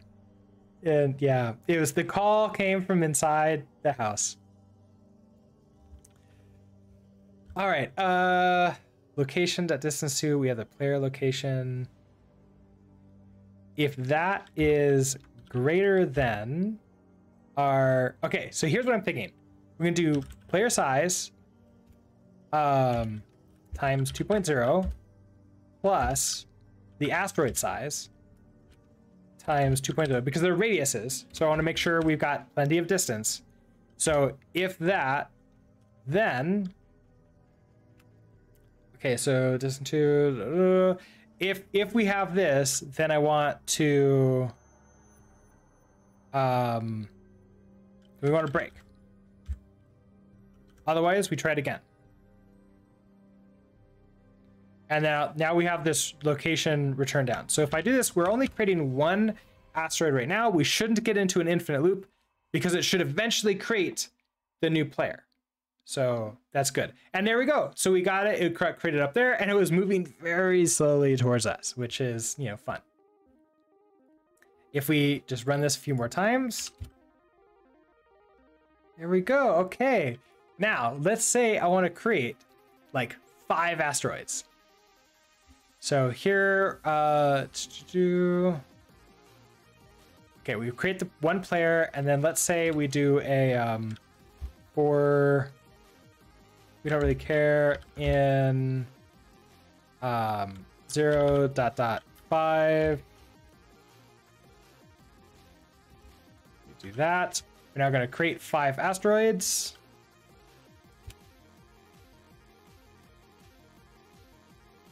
None of them are overlapping with the player, and so we're good to go. Our asteroids still don't really look right, do they? But now we have a bunch sort of hanging around the screen. Let's make them bigger. So we have asteroid size. Where do we do that? Oh, asteroid radius. Let's actually just build this up here.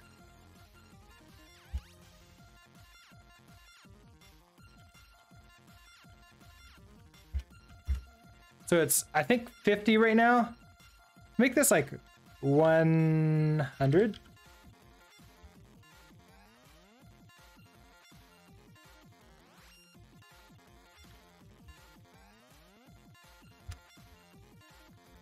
That'll make it easier to sort of update for ourselves. That's a square, not an asteroid. I know, they end up looking sort of like squares. I mean, okay, so the size looks a little bit better now. But the randomness is not quite what I was hoping for. I think I may have to like rethink my idea of how to generate the how to regenerate these. Right now what I'm doing is I'm taking like a top, corner to the right. Keep going, this asteroid's good enough. You know what I could do? You can do a random offset of like 50.0, just extreme, right? Maybe that'll be better. It's a little bit better. How about extreme? 100.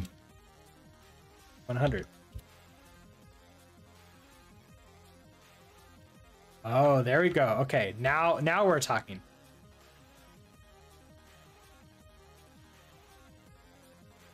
Now they look fairly good.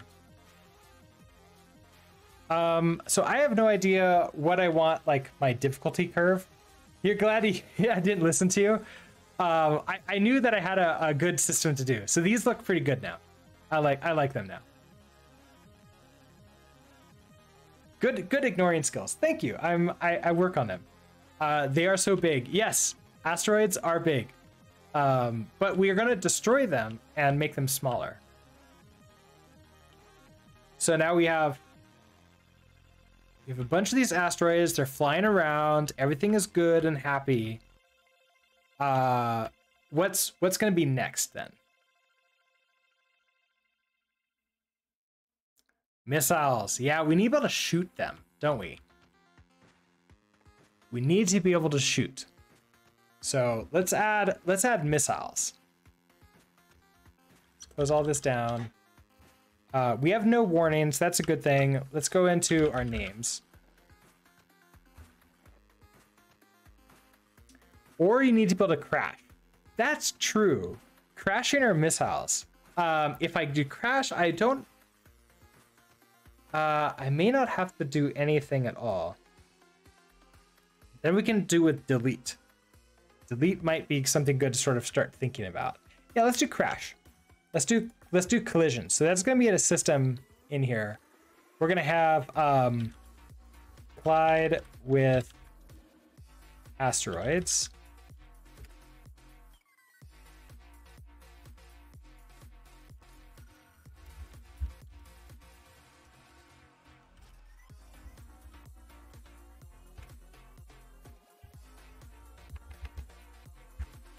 Oh, right. I don't need the RS. Also, no. All right. Hub function. Collide with asteroids. System. What do we need? We need the world. We need the world spelled correctly.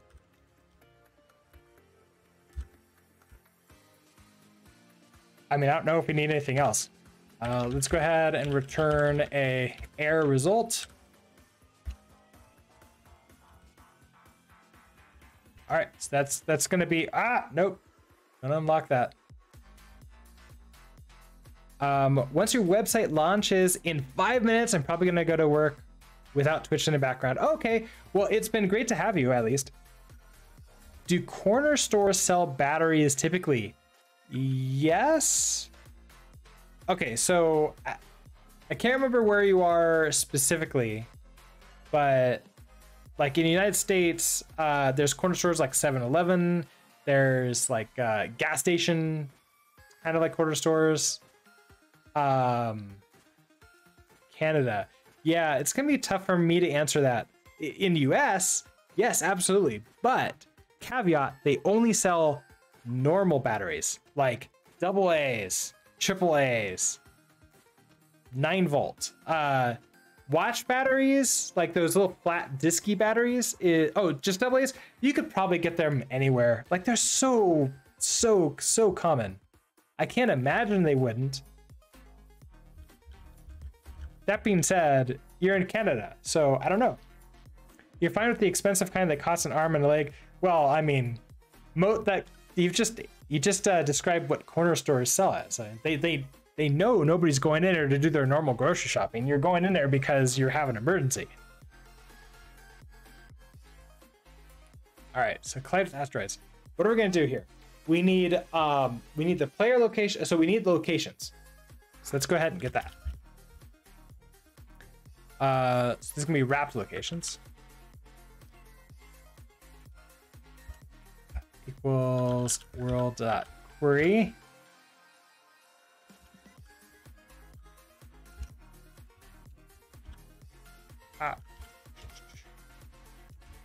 Location. We can question mark you and then borrow you. Oh, your Xbox isn't playing music? Oh no. Yeah. I mean, they know how to get you. Okay, so we borrow you. Locations, which is going to be a reference to a vector of point equal to the wrapped locations dot cast. Like that. Okay. So we've got all of our locations. We need to pull you in. And we also need to pull in the cast component stuff. Okay, so we're good there. We need to know what is an asteroid and what is a player. So that means we're gonna need... Oh, am I gonna want to borrow multiple times? I think I am.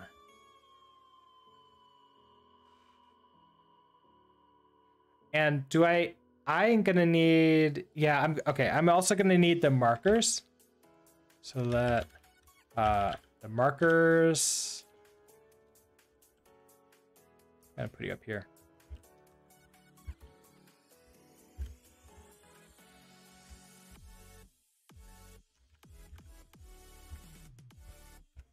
Okay, a marker, question mark, and borrow you.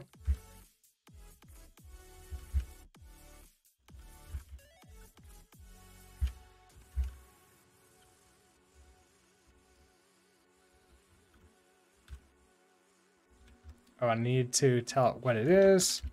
You're a reference to a string. Chat Dev, hello! How are you doing today? All right, so we have our locations and we have some markers. Oh, we're gonna need sizes, aren't we? Okay, let's get the sizes out. This is why we need the sizes inside of here. So let wrapped sizes.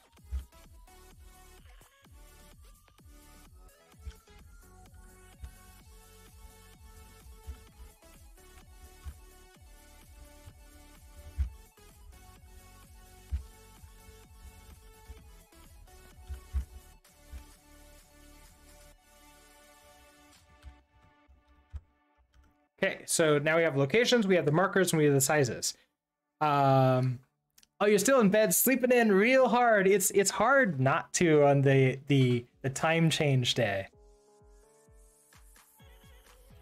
Let's give like a difference in spacing here. Okay, so we have our locations, we have our markers, and we have our sizes. Yeah, it's so brutal. It's like, hey, let's give ourselves some free jet lag. You know, it makes the most sense this year and last year, right? Because we couldn't travel anywhere. So it's like we get to pretend that we're traveling and have all the negatives of that without any of the positives. Okay, so if I have this.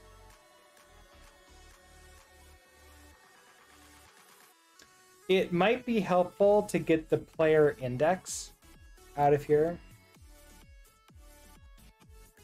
You forgot about, oh, so Ched, you're just hanging out in bed, not even realizing it's an hour later than you think that it is.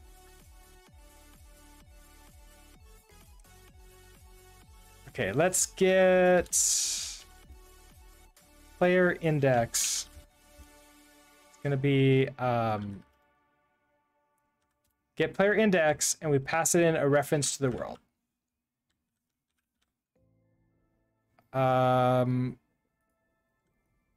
Right, okay. So this is only going to matter if the player exists. So we should really do this up here. We're going to do an if let sum. We get this player index equals you. All this stuff happens outside of here. All right, so basically,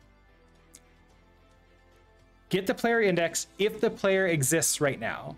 If the player exists, go ahead and get all the locations, get the markers, get the sizes, and then unwrap them and get the actual things. You think your phone updates automatically right now? It's 11:18, right? I think so. Okay. Windows hasn't updated for me yet. That's cool. My iPad in front of me has. So yes, it's 11:18 Mountain Time. Mountain Daylight Time, no longer Mountain Standard Time.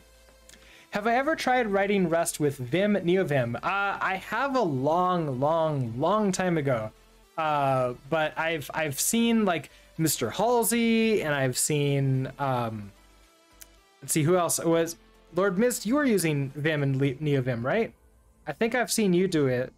Who else? Like almost everybody I feel like has been doing Rust and with Vim and NeoVim. I think the only other streamer that's using like VS Code might be Musean, and his VS Code is like extremely unique.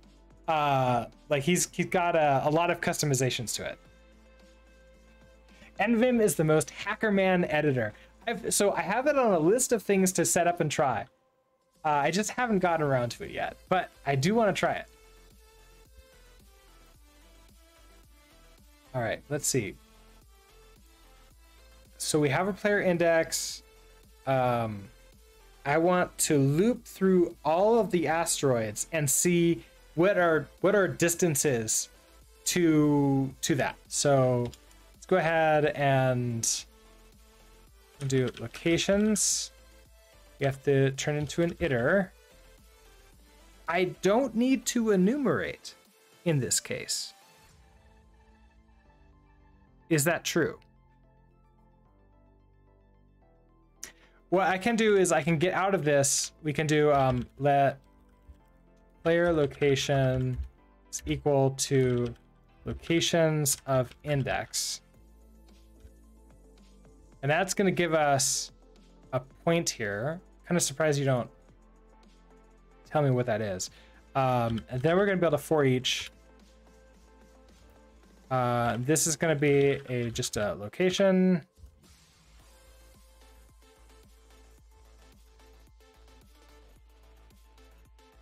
Oh, player index. That's why. There you go. There's a point, so it's being copied out. I think I'm okay with that because of the borrow checker type stuff. It's just a very simple point too. So just copying out for use in here many times, we should be fine. Okay, so if we collide with asteroids, we have this location. Oh, we are going to need the index. Never mind. So let's enumerate. We're going to have the index and the location.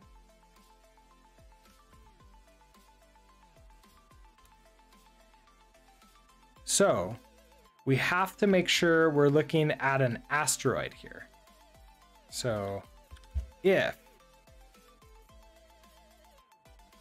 the markers of position index, if that is equal to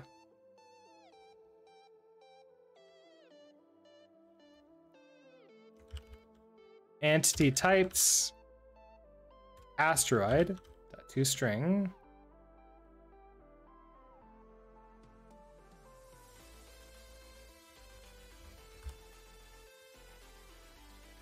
okay, so if markers of index is equal to this,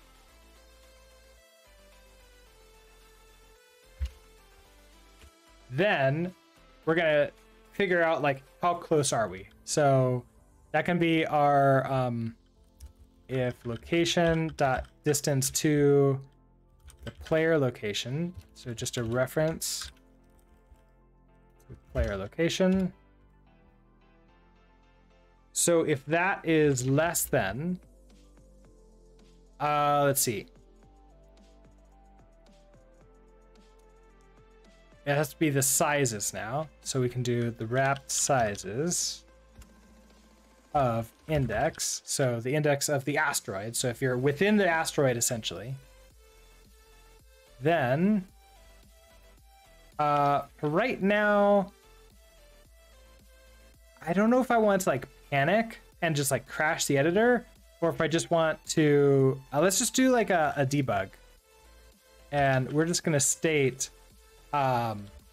hitting asteroid. like that. That's all we're gonna do. Okay, so wrapped side, this if statement can be collapsed.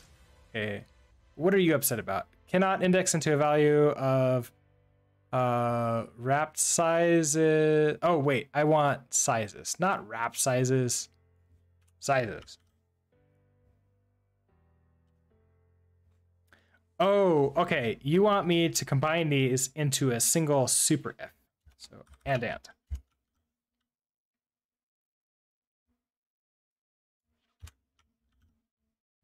Okay. Now let's head back to the main library. Collide with asteroid. Oh, wrong one. In our update.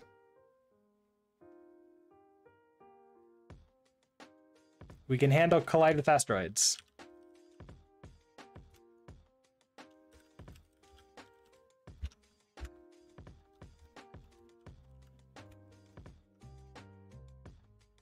All right, let's see if we get the collide message in here when we collide with an asteroid.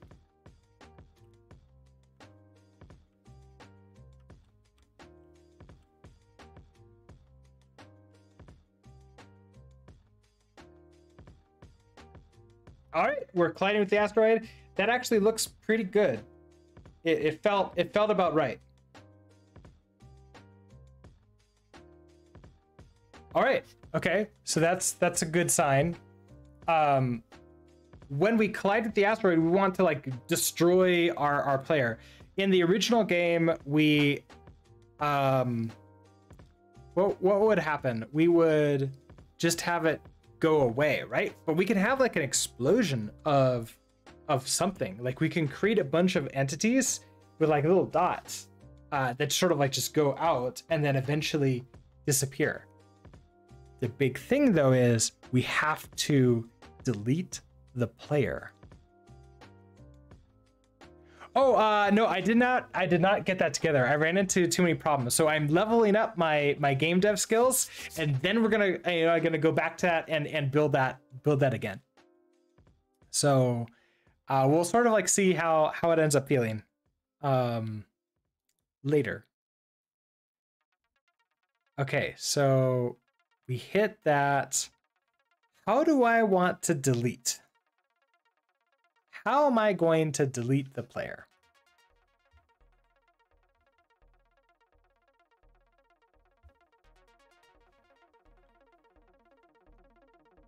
Now he's gonna get Doom 64 remake. Oh man, I would love to play and learn some 3D stuff. That would be really cool. Okay, so deletion. That is kind of important in ECS systems. I want to delete a single index inside of here. I want to delete like the player. I could, there's a couple ways that we can do this.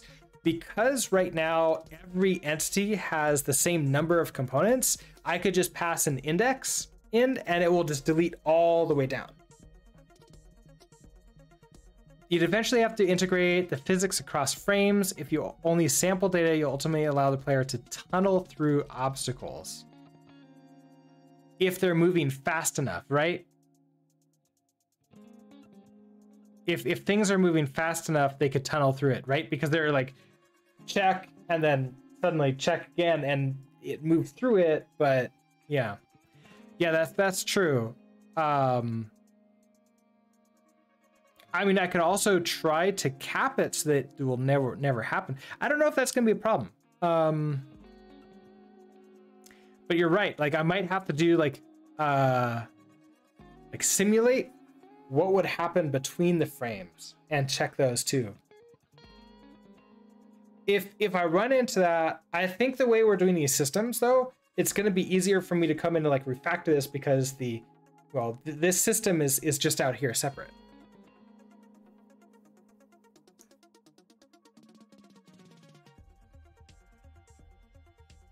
All right, so let's, I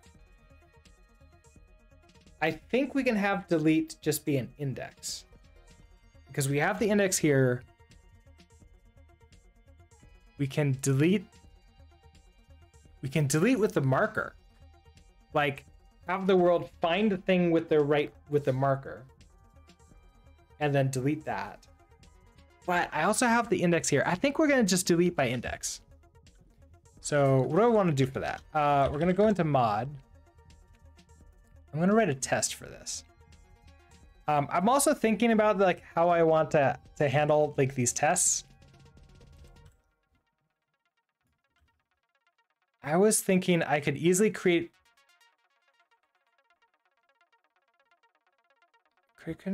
another. Can I create a mod instead of mods? Or I create like just a block like that. And just annotate this. So I can just say like delete delete player, delete entity tests. All right, so we're gonna have test. We'll have a function. I don't know if I could do this. I don't know if that's gonna be. So far, it's very unhappy. So maybe I can't do that.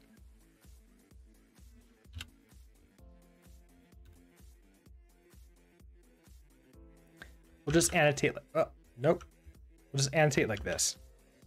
Okay, so function should be able to delete an entity by index.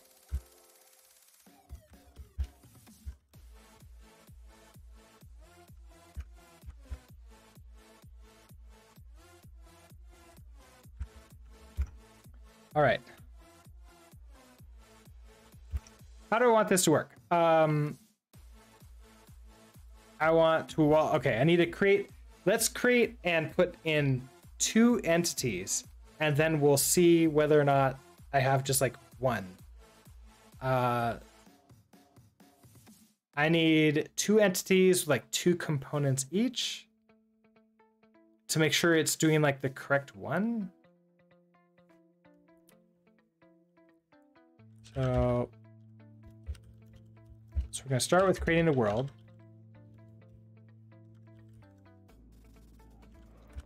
So we create you to begin with. Then I need to register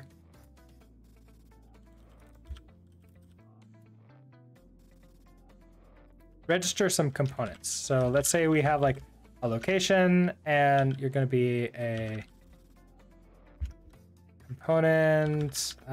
Sure, I mean, this doesn't really matter. We can have you be like an F32. Let's just do point. It's going to be like more realistic. Okay, so point. Let's register another one. This can be something like our velocity. We can do size.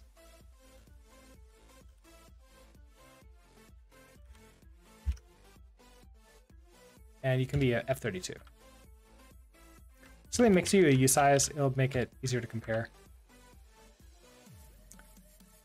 Okay, so we register. So create a world. We've registered. Let's now create 2 entities. So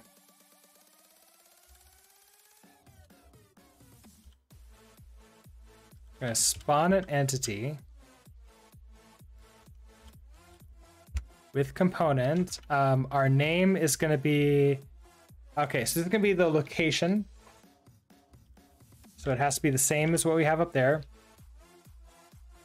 And you're going to be a component point.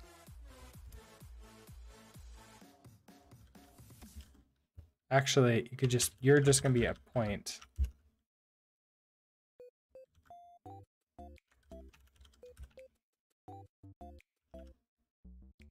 Under X and Y, this doesn't really matter. This could be 0 to 0, 0 to 0. With components, then we're going to have the size. And this is a U size. This could be like 10. All right, so this is gonna be the first one that we do. Second one. World, actually, you know what? The marker would be really good here. Let's do like name, and you're a marker.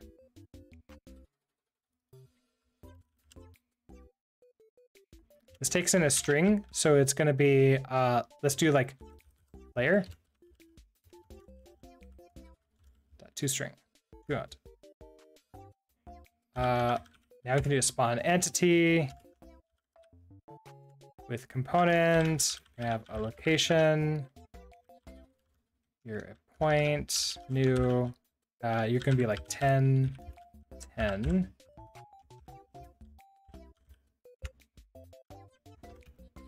Okay, so then your name is gonna be an asteroid. Okay, so we have two components now. We need to pull in point, don't we? We have two components now. If I want to delete one of the components, what are you upset about? Oh, you're a two-owned. Okay. If I want to delete them, I want to do a like world dot delete entity by index, and we're going to pass in the index of whatever this is. Now I happen to know they come in as the indexes in order, so I can just index 0 this. After that, I would expect to be able to grab to like extract this out and query it out. So we're going to do let wrapped wrap names. Okay, so query 1 name. I'm going to borrow.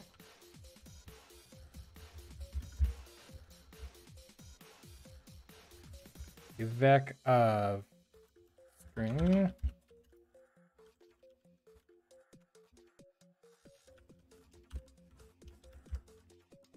Pass that into the names. And so then we should be able to like assert a couple of different things here.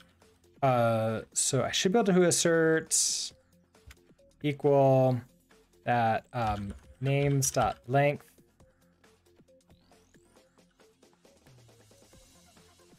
is equal to 1. And then the other assert that I want to do is that is the correct one that we deleted. So it's going to be names of position 0. You should be equal to asteroid. Like that.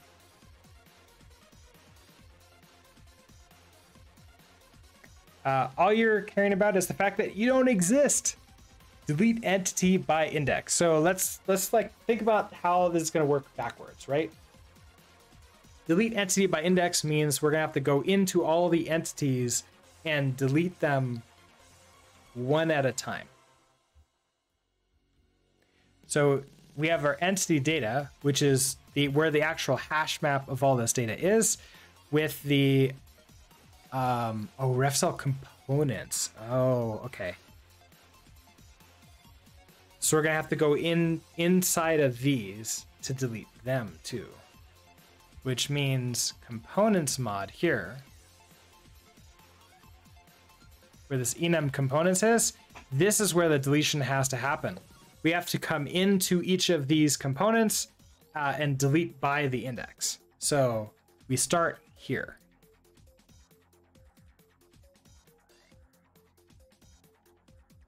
And I don't think I have to do anything special here. We can just have an impl of components.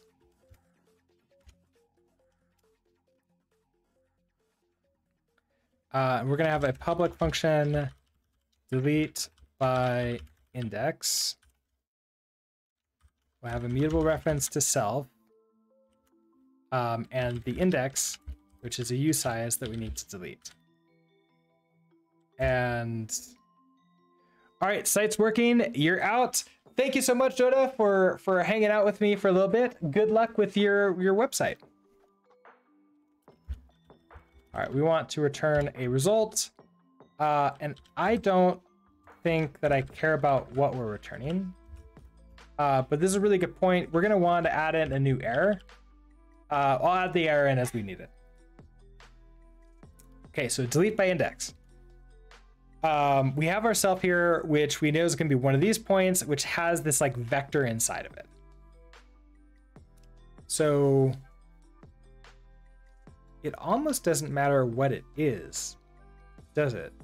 But I think I'm going to have to handle it for each one of these.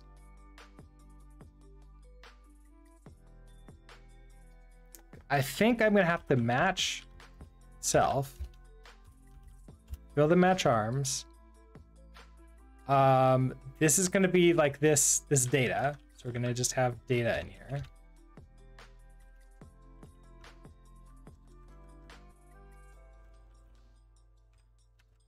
And then inside of this, regardless of what this data is, I then want to delete by that index, which I want to say is a method that we can do. Data dot remove, and then pass it in the index. It removes and returns the element of position index within the vector, shifting elements after it to the left. Perfect. And that just returns that. So at the end, we just have a comma, and we're good to go here.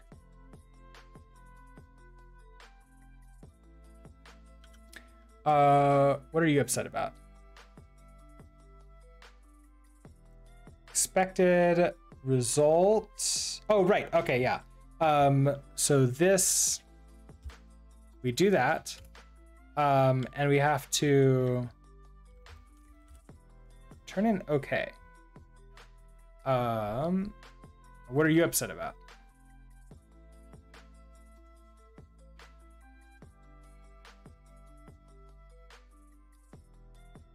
So this shouldn't matter. Okay.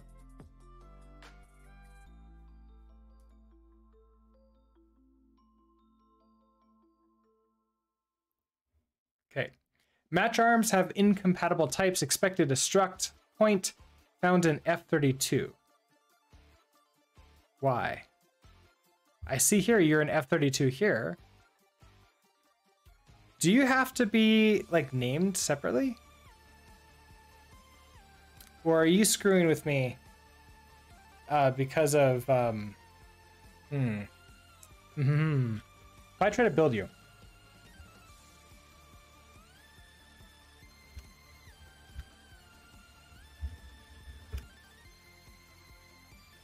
Oh, it is. Okay, so it's an actual real problem.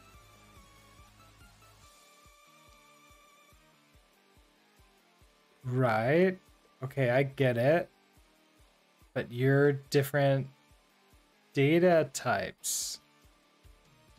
And that should be fine. Okay, so do I have to like name you different things?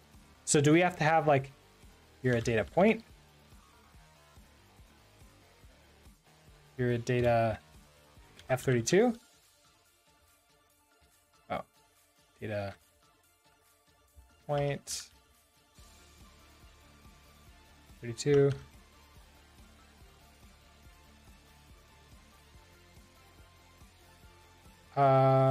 Also, oh, it's because it returns something. Oh, okay, wait. Because these return.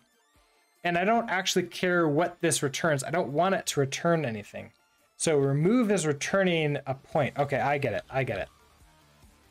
That's our problem here. So remove itself is returning something, and I don't care about that return. So am I gonna need to like come in here to the end, wrap all of these in here,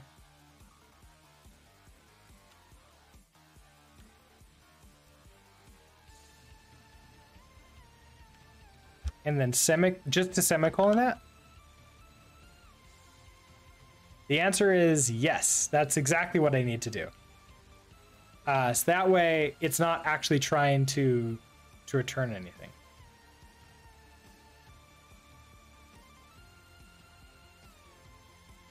Now, I don't think I can get away with doing it another way. Can I?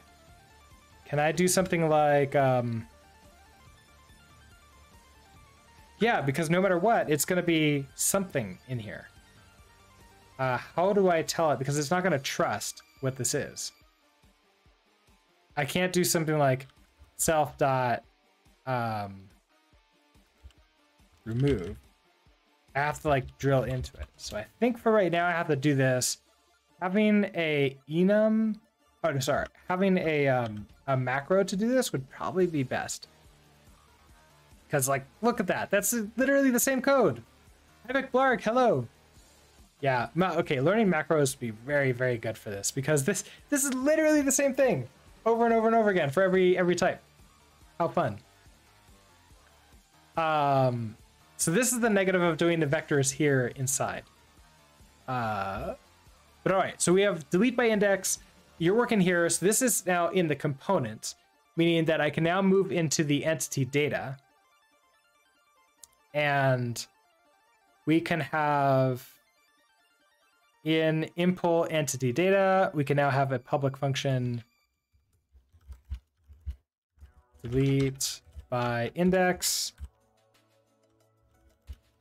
mute self. Now, is that true? No, we don't need it to be mute self. We can just have it be self and the index, which is a usize. Epic Blarg, I don't know if I answered your question. I think I just said hi. The project is going well so far. We have a bunch of asteroids moving around the screen. The asteroids look pretty decent.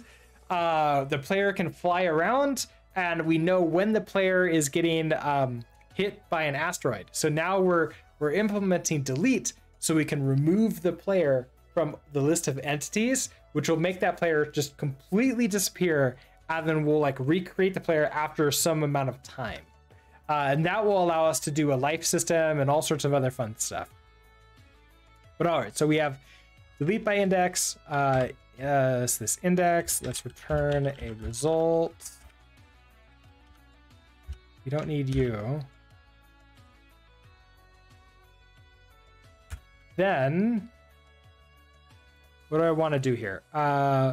We just call the delete. So we need to grab the information out. Oh, delete by index, but I don't know which. Oh, it's going to be all of them. Oh, it's a lot of progress. I guess so. I can't remember. I think like we were really close to getting there. It just sort of like things came together, and the magic of ECS is when things are working well, they move pretty quickly. What we're going to do here is, because we're deleting by index, we have to loop through all of the components. So we can do a self dot components, get this into an iterator. So an iter, I don't need a enumeration or anything. I don't think that will really help out. We're just going to go through all of them and delete that index. So we can iterate, and then we can for each. We'll get a component here. And then for each of these components, we now need, okay, this is going to give me not just the component, the name, and the component. Okay. All right, so semicolon u.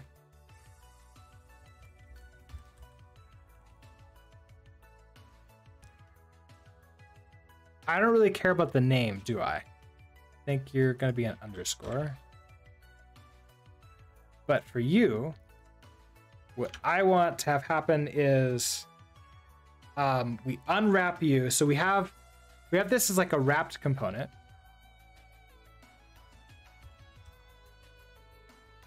So we want to borrow you. So let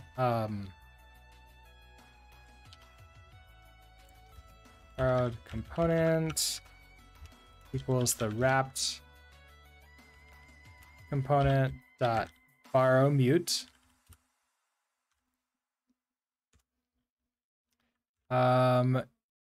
This is going to need to be iter mute. Then, is that true? No, because I can do this like that. I think you need to be mutable.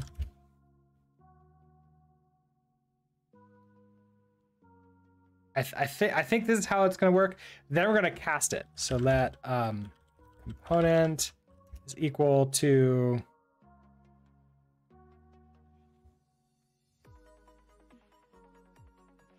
do we need to cast it? I don't know if we do.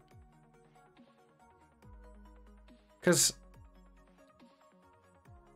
meet components. Can I just do the thing right now? So we've borrowed the component. Can I now do a borrowed component dot delete by index, pass the index, question mark u. Oh, this should be a try for each.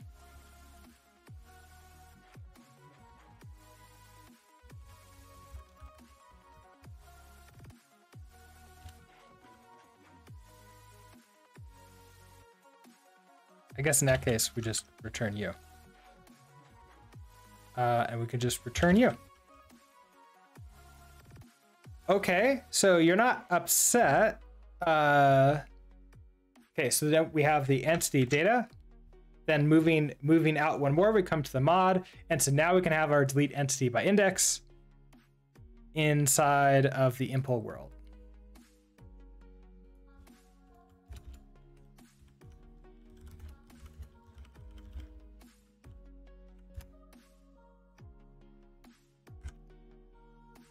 All right, so we need just a reference to self and the index, which is AU size, and we're going to return a result. Nothing in it.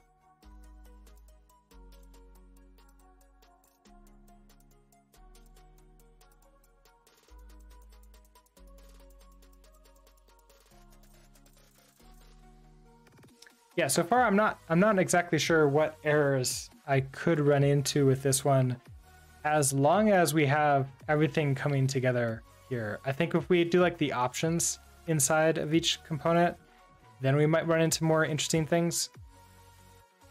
All right, so delete entity by index, and here we're gonna do a self dot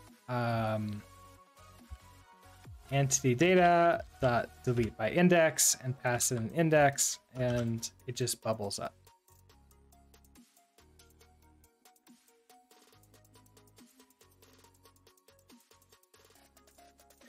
Handle you there. All right, so if I run this test,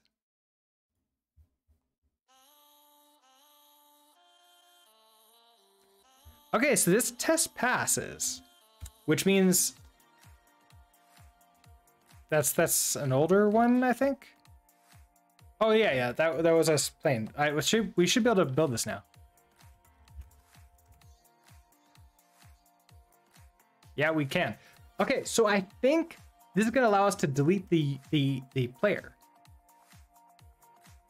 Now, is there a reason we would ever want to keep the player?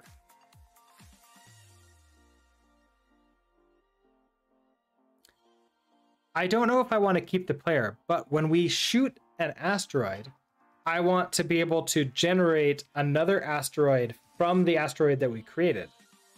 Having us return the item that was destroyed might be really nice.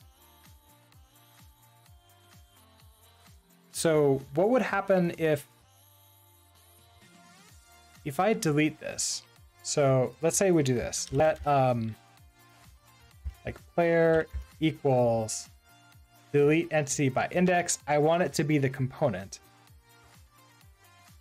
So we assert that. I also want to be able to assert. Well, the problem is, what am I returning? All the components together? That feels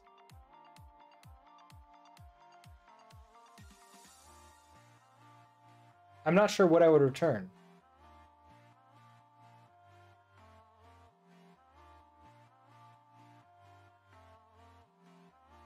Like a vector of all the components? That seems not great. I think I'm just gonna leave it like this then. We're just gonna delete the entity by index, something we can do. And okay, let's go ahead and get this sent on up. Everything's saved.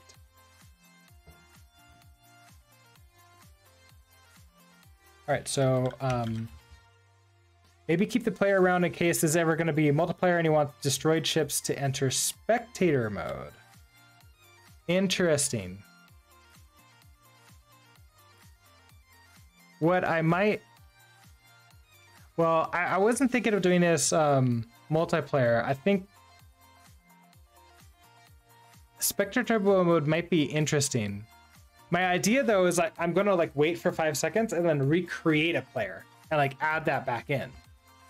And I think I'll be able to do that if I want to do like spectator mode too. Is like, okay, your player is deleted, but now you get like a ghost player. And like that gets put in there. I think that's what I could do. I've never done multiplayer though before. It's something I do want to learn. Delete entities. So I'm going to start with this, but now, bigger question here.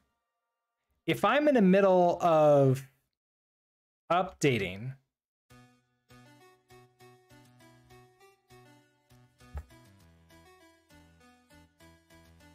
if I'm in the middle of like going through the loop and we hit the player, we need to make sure that we're only doing like the deletion on update.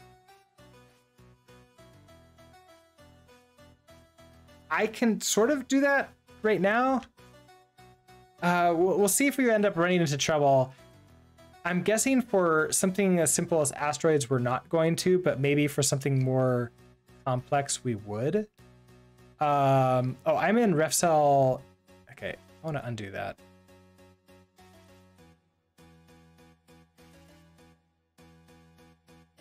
Unstage all of you.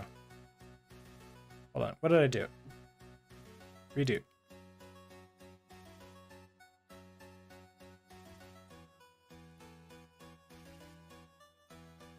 What's going on? I don't want to do any of you. I want to figure out where I am.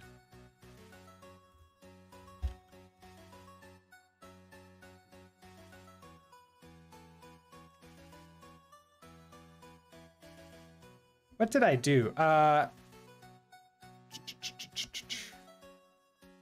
we have components here.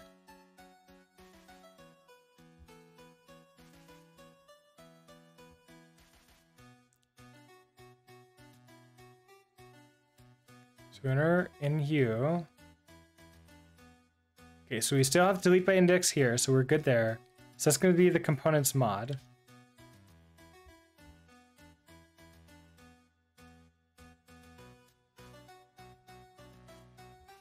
Okay, so if I undo you and unstage. Okay, here's the delete that. Here's the entity data there. And here's the test and the delete entity. Okay. That's what I want. I want to switch back to the master branch. Oh, I can't do that. Let's stash. Switch back to the master branch. Pull the changes down and pop. So it's the same stuff here. Good to go. I'm gonna stage all of you. We're just in the master branch. And we'll go ahead and now say, can now delete entities and all of their component data by index. And I'll push you. Removing entities is often a two-stage process. You flag or queue for removal within the update collision handler or whatever, and then do the actual removal at the start of the next update. Yeah, that's sort of what I was thinking. I'm eventually going to run into trouble because I'm doing it as a one stage process right now.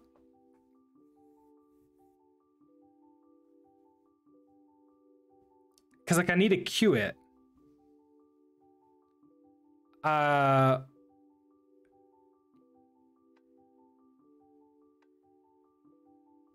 I'm not exactly sure how I want to like do the queued. Because like I can also have like delete and that gets stored until update. And then run update at the end of the update loop, and it will run the delete, like run all the queued deletions.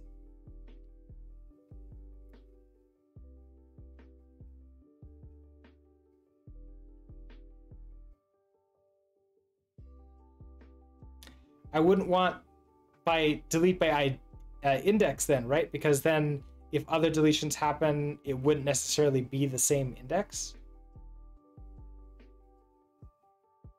I would need an ID. I would need some kind of like ID for, like a unique ID for each entity. And somehow figure out what that was. And then I can delete based upon that. I mean, for this specific thing, we're going to be okay, but for future ones, we're not going to be okay.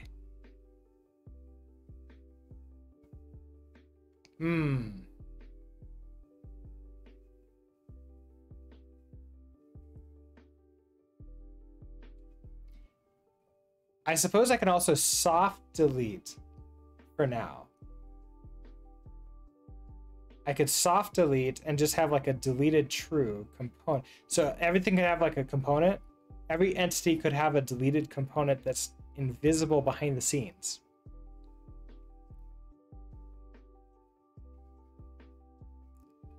Then I can mark that to be true when I like delete by index, essentially.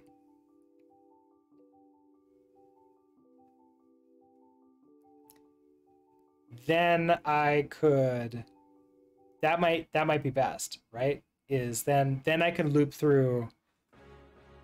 It wouldn't really be looping through at that point in time. It would be doing a filter on them. No, I still need to loop through. I can do like a backwards loop, but it's less awesome. But that may make the most sense. And then delete out of there, components out of there. That might make the most sense. Let's take a look at this again. So if we mark this as delete. So delete by index, this could still remain the same. Like in the world mod, we still have this delete by index, but instead of just doing this like entity delete by index, maybe every time we register every time we spawn entity, we're gonna start by registering something like the delete. Yeah, I think that's what we're gonna have to do. So if I come to components,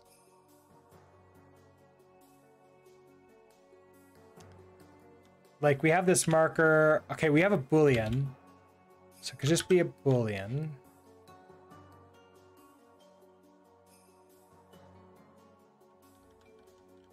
So you already have a Boolean there.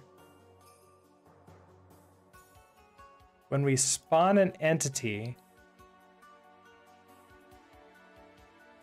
Okay, so for each of these, we also have with component.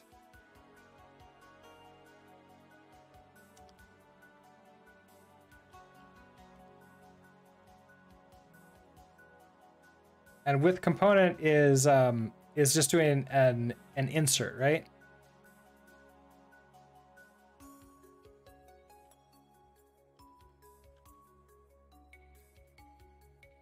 So register is entity data register. So what if I do something like this?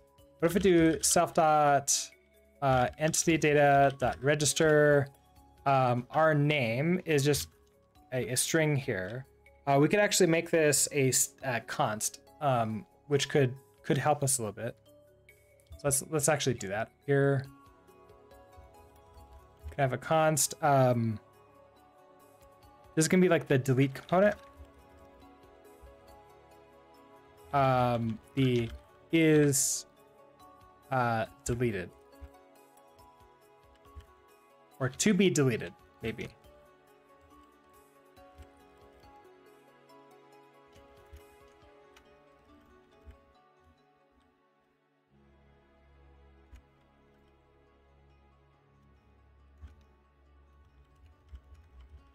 Doesn't really matter what this is. Okay, if we do that, then to be deleted can come in here. So with spawn entity, okay, so you're going to be to be deleted here. And our component type is going to be a component Boolean.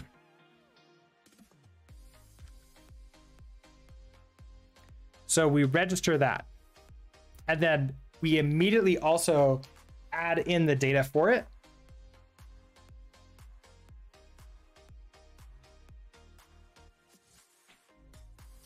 So now spawn entity becomes like really important and we have to use it. Okay.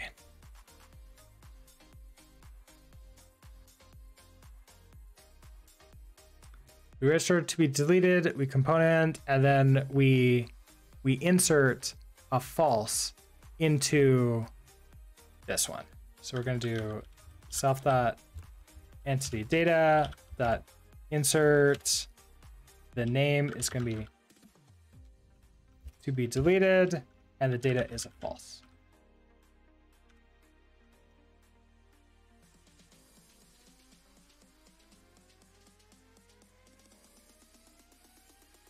I just do into.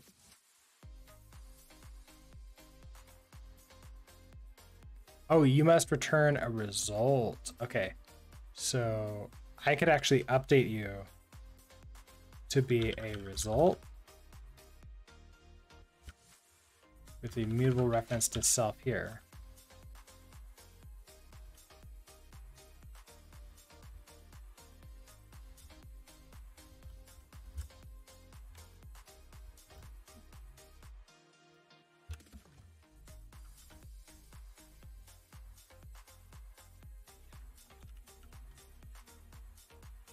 All right, then all these tests need to be updated.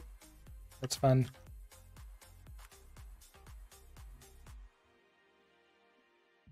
So wherever we have this like spawn entity like that, we up you with a question mark.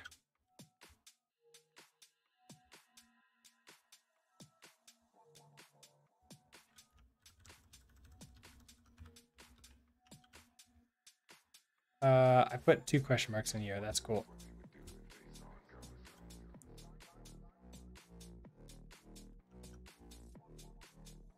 All right.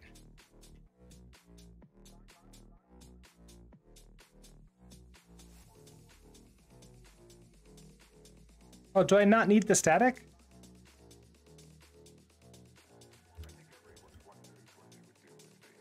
Oh, I don't need the static. That's cool. Okay. So then, now I have an entire row of components with the deleted true. So the idea here is by index for these entities, given this name. So when I delete,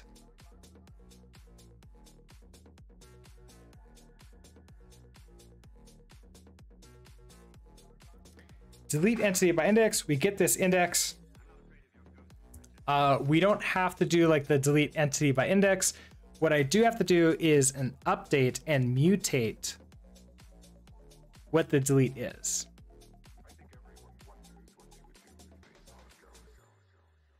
So how do I want to do that? I need to go into like that specific one that we're deleting.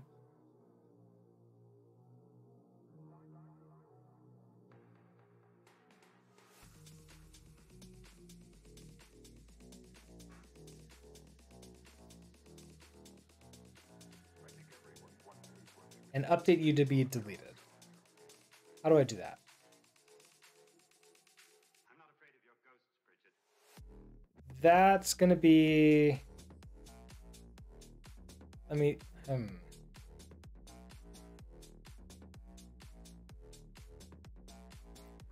Let me draw this out.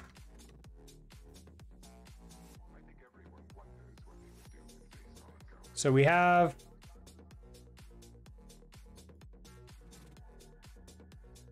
We have a bunch of entities sort of like this, right?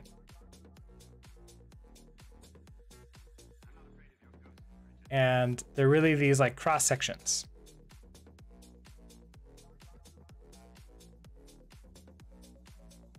And we have deleted, like this is going to be deleted down here. So let's say it is deleted, essentially. Down here with all the rest of these being something like location, velocity, marker. It doesn't really matter what these are.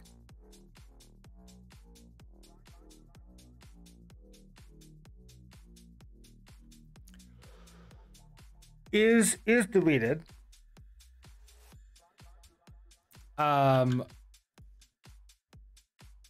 Like you would be a false. You could be a true. And be a false. How do I know to set this specific one? So if I have index,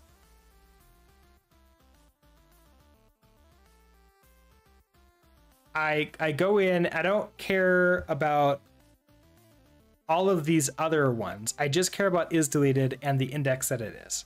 That's all I care about. So that's what's going to happen. So entity data, we need to like do something like mark deleted by index, pass it in its index. And in reality, it doesn't have to, the entity data doesn't have to know about this. We can just do the query just like normal. So I can just do like wrapped is deleted equals self.entity data dot query one. The name is going to be this to be deleted. To be deleted dot into. That gives us a result, so we can question mark you, and then borrow mute.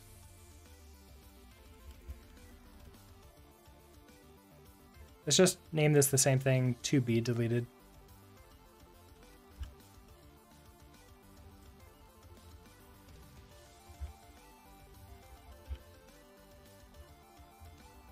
You're going to be a mutable reference, so you need to be mute here, to a vec of booleans.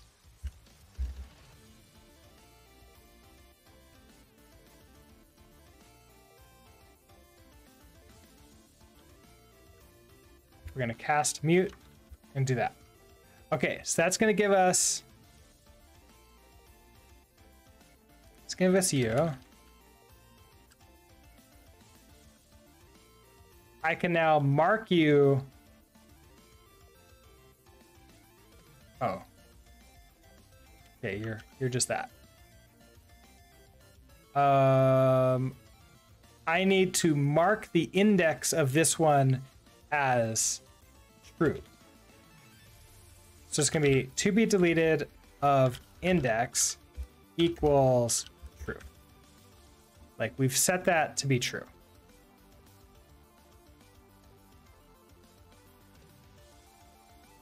By doing this, I don't need to have like any of those other deletes around yet. We might still need those. So what's next? And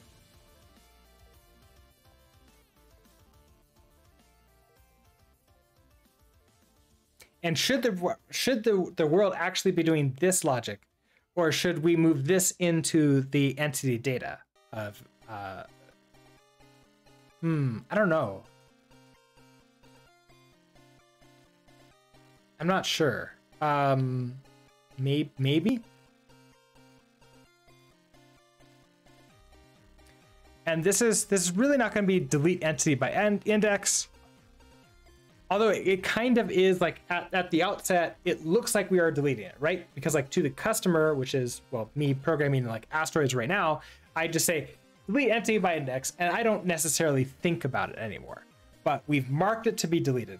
And then we have to have some kind of update, like world update, that's going to go through, find all of these to be deleted, and actually delete them by the index.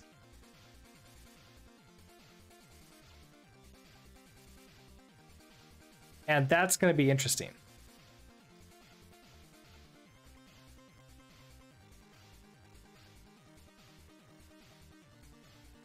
So if we do this, then I need to have like some kind of update that we're going to run in the update loop. So how would this work down here?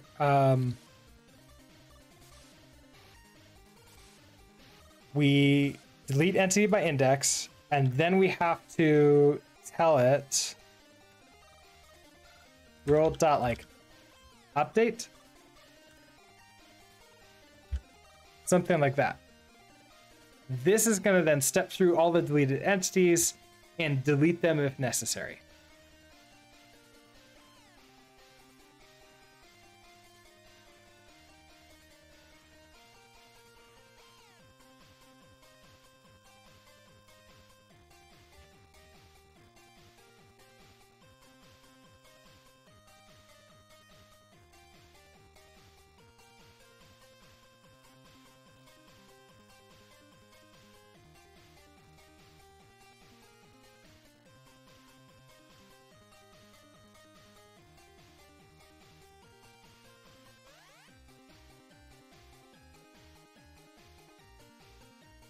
Hello, AAX. Hello. Good evening to you.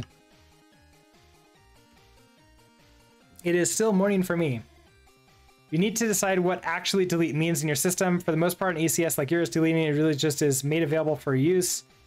The deletion logic is in the systems, if any is required. My thought was actually just removing them from the vector. So like actually deleting. At least that was my initial thought, and that's how I like wrote that initially. And then I could like reinsert. Yeah, I know that it's like now available for reuse, but I don't have a good system to add that in. Is that true? Because if it is to be deleted, or if I have like that deleted in there, let me think about that. Maybe I can get away without like even the update, right? Because if I've marked it as deleted,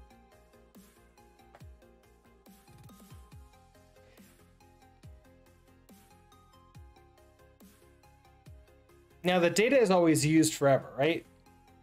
There's no clean, but maybe we can add that in later. Oh, I don't have like I don't have like an entity as an index. Like, well, I guess, yeah, an entity is an index across a bunch of components. I don't like store those indexes somewhere by name. So I don't have like an entity name that's mapped to an index, unfortunately.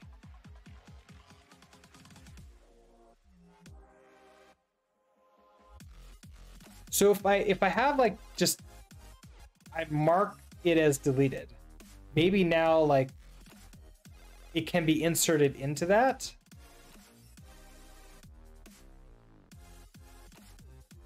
Yeah, okay, so it's just a queue of released indices. So if I do that,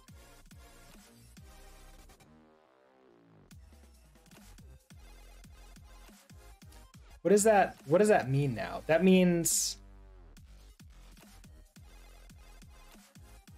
well, right now when I query, I can't stop it from coming out, can I? I have to filter. which they don't know because I'm doing a query 1. So I don't know if I'm getting something that's deleted or not. So I have to do a lot of extra work when I query 1 for like locations. If I'm not getting like the deleted out of it, I might be getting deleted locations. So I need some way to know to not get those.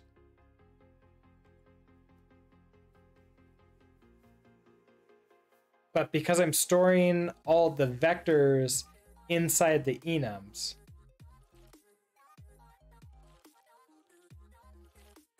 that is not the best for that.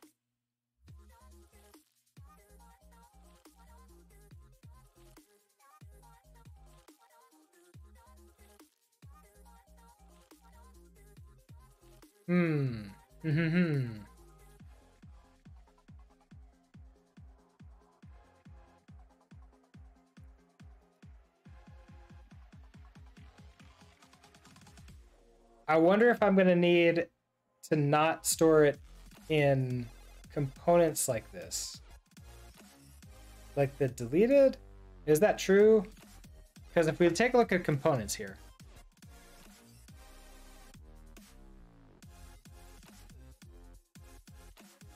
We have this vector here. How am I going to get out? Like if I query 1, I'm just returning this. Like a reference to that. I could then get like a mutable copy of it, but I don't know what the like which ones are deleted or not. I think the way I have this now, I have to actually remove and delete.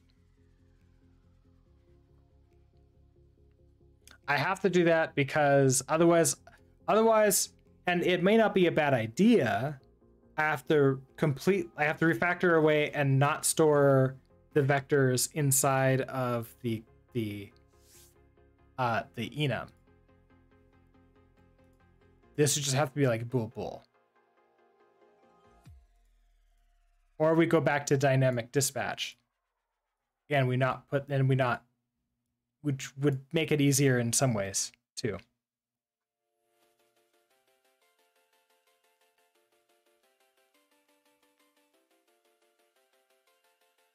So if I were to actually delete them in this update, so like completely remove them from the vector, we're going to loop through each of these. So what would that look like in the world here?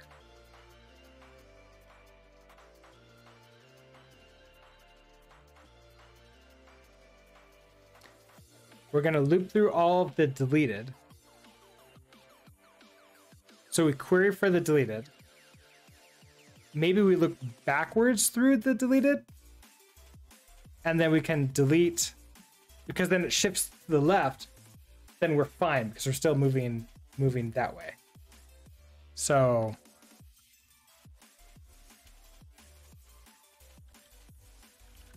wrapped to be deleted equals entity data. We're going to query 1 to be deleted. I'm going to borrow mute.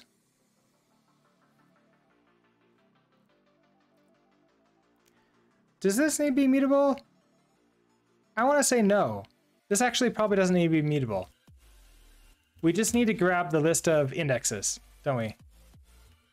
So it can just be borrowed.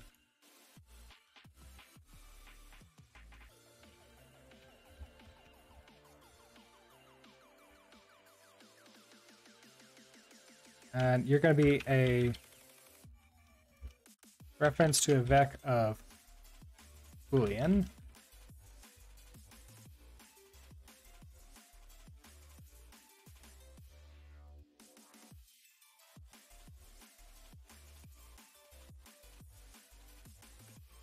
And once I have that, then I think what I want to do is essentially collect these into a list of indexes to be deleted.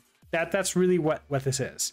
So let indexes to delete is going to be equal to we can do to be deleted, bring this into an iter. We can enumerate and then I think is it fold, I think? Yeah, okay, so our initial will be a empty vector, and then the function. What are you going in here? We're getting the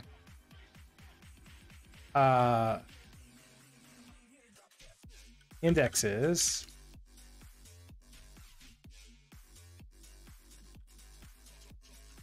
You don't seem to be very happy.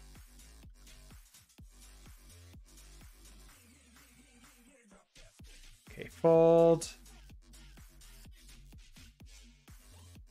And this function takes in, okay, this init, and then the item. I think like you're,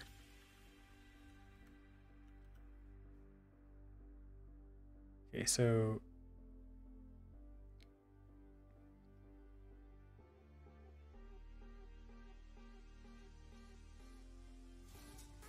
closure is expected to take two distinct arguments, but it takes a single two tuple as an argument.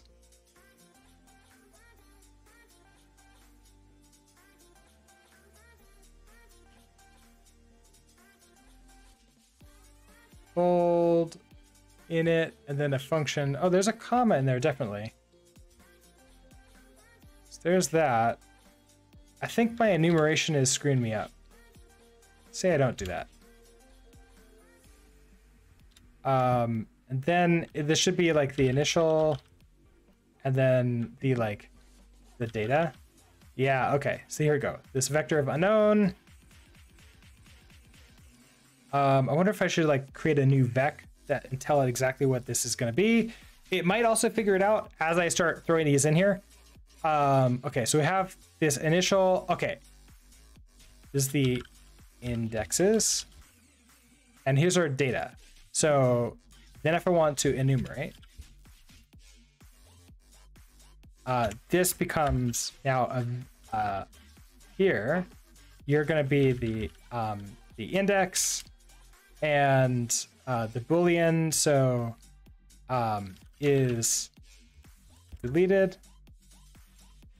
Inside of here, we're going to if is deleted.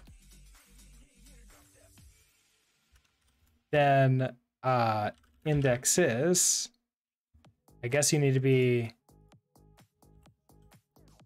mutable.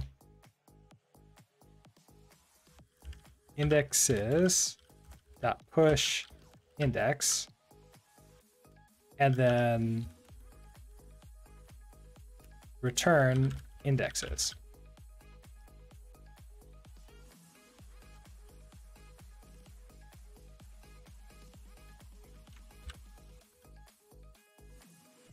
All right, so that gives us, now we have just a bunch of, a vector of indexes to delete. I could now,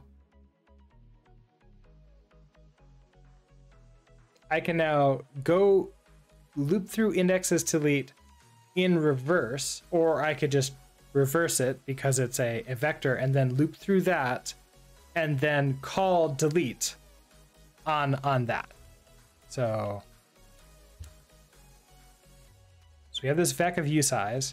So I wonder if I do indexes to delete reverse, then iter. What do you give me when I reverse? Is it an iterator or no? Okay, so then we can do iter, do a for each. I feel like you're not. Wait, do you self mutate? Do you mutate self? You mutate self. Okay, got it. So you need to be mutable. Once I reverse it, then I can do indexes to delete, iter for each, index. We want to do self dot entity data dot delete by index and pass it the index and do that. I guess this needs to be a try for each. That.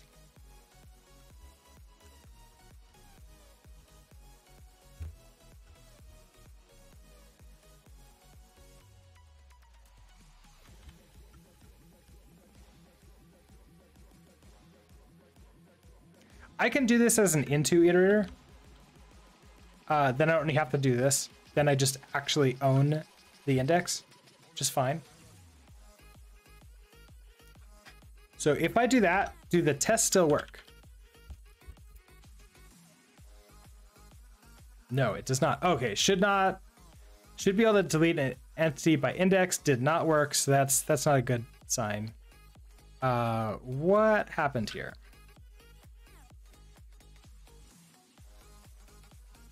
Panicked had already borrowed, borrow mute error. Okay, so entity data line 56. Okay, in this delete by index, we have this iter, try for each. So we have a name wrapped component for all of our components. Borrow component. And then delete by index. Borrowing that from here. So wrapped component goes into borrowed component, and then borrowed component. Already borrowed. When did we borrow it?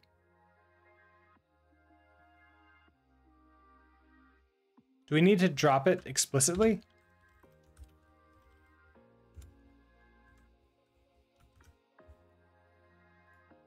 Oh, that makes it unhappy. Oh, okay. Try for each.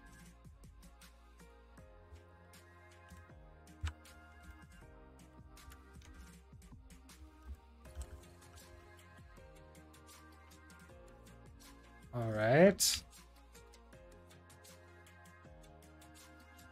Nope, already borrowed still. So there's still a problem here.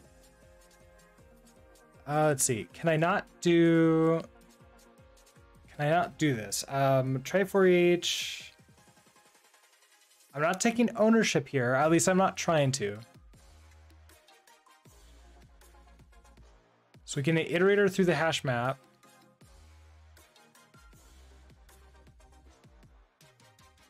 Okay, that is giving me a reference to the values. That's fine.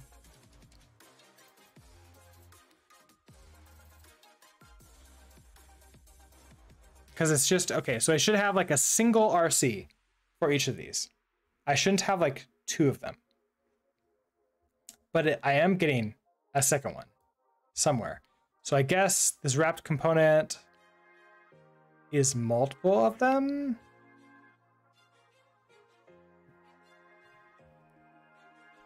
Will you show me where, let's see, should be able to. No, it's not showing me where it was borrowed the first time. It just says already borrowed.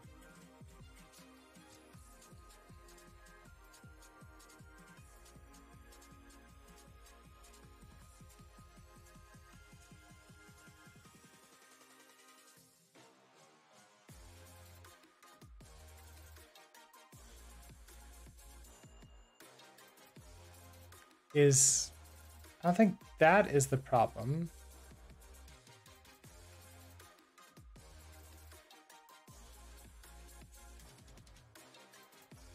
And you should be going in to borrow it from the ref cell. Did I like somehow bring in borrow mute again? No, I don't think I did.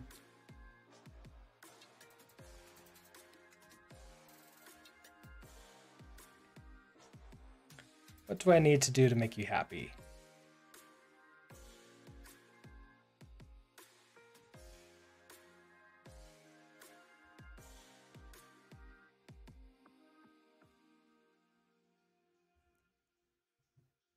We could try not going through, not converting it into an iterator. Well, no, we need to convert it to an iterator. We can try the not for each.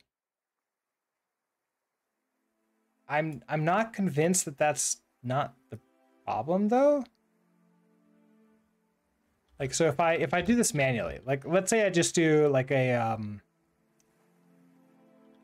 for name wrapped component in self dot components. If I just do that, and the rest here happens sort of as expected. So this is wrapped, so we borrow it first.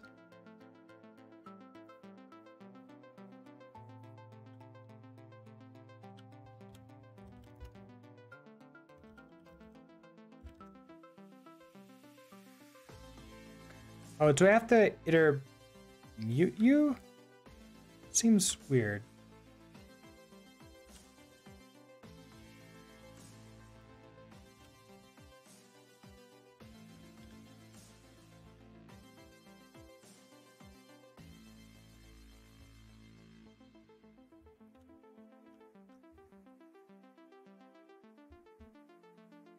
Okay, you need to be mute here. I don't think this is gonna work. Yeah, okay, so you can't be mute, mute.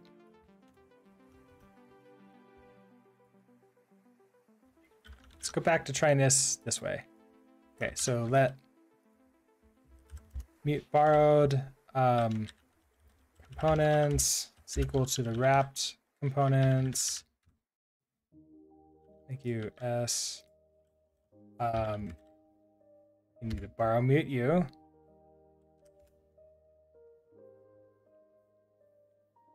Then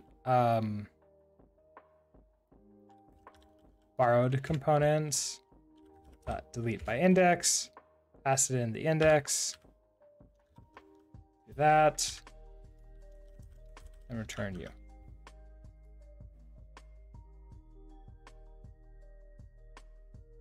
Okay, so cannot move out of self-dot components, which is behind the shared reference.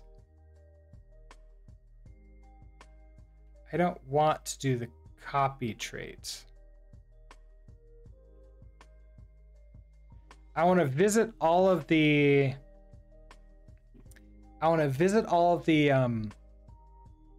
names essentially in order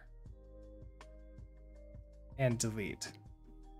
What does that look like?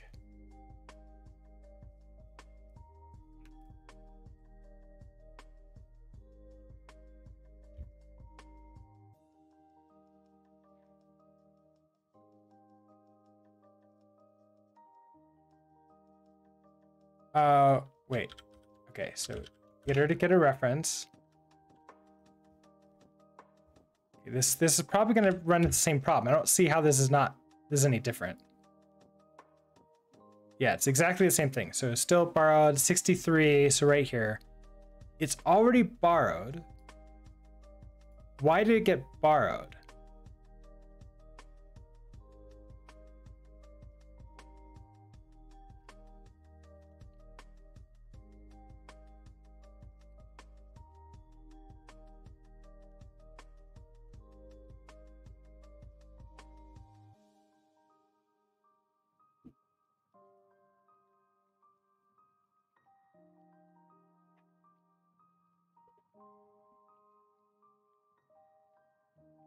Why is that already borrowed? Is it already borrowed because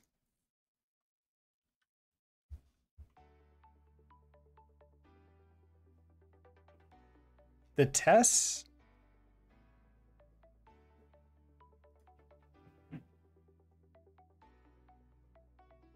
Like, have I written the test wrong?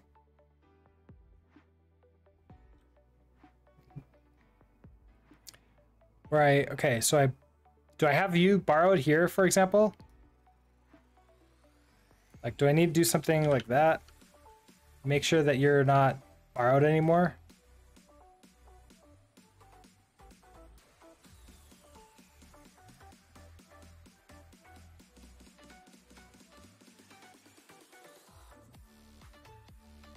Wait, so we have delete entity by index. Hold on. Okay, so delete by index, then you market it to be true, and then an update. Okay, so wrap to be deleted. Oh, okay. Maybe I have to drop you.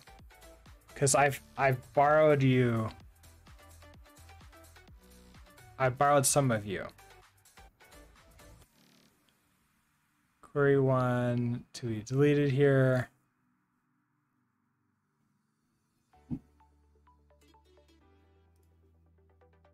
I feel like I need to like then drop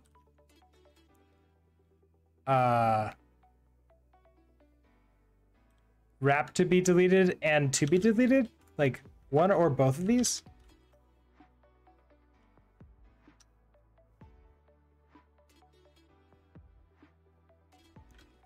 Dropping references, nothing. Okay, so it's the wrap.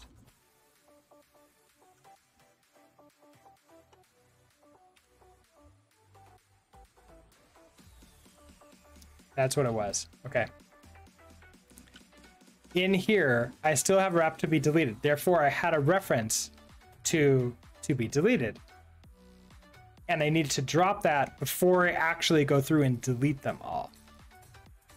So then everything is actually happy over here in entity data. In here, I probably can go back to this form.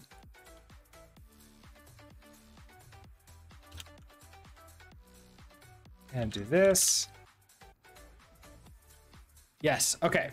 And that also means in this test and mod, like I don't need to do the craziness with the brackets and to try to force it to drop something. It's fine. I think, but we'll find out.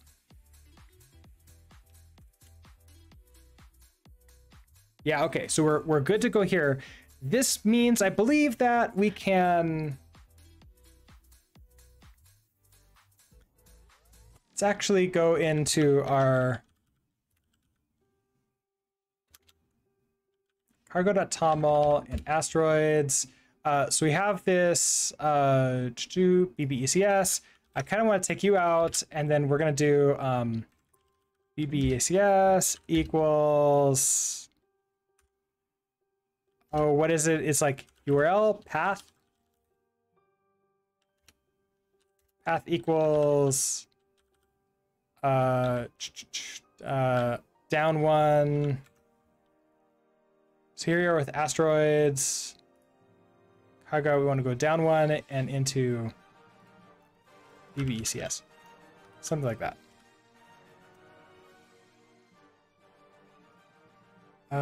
Expected. Oh, it's curly brackets, isn't it?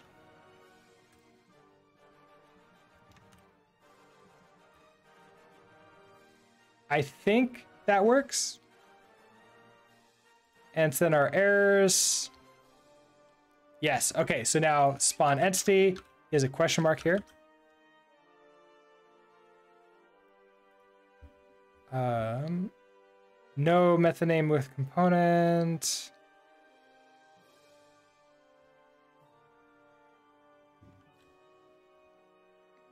Hey, question mark. All right, so then to verify this, we should be able to, when we collide with the asteroids, we want to mark you as deleted, and we have the player location. So if we hit this, we then want to say world dot delete entity by index and hand it the player index. It should like just, it'll hit this over and over and over again. We'll do that. You need to be a try for each then. So I can question mark you, and then we'll return an okay.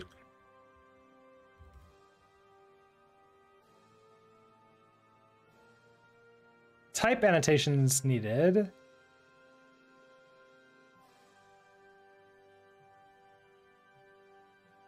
Really? Wait a second.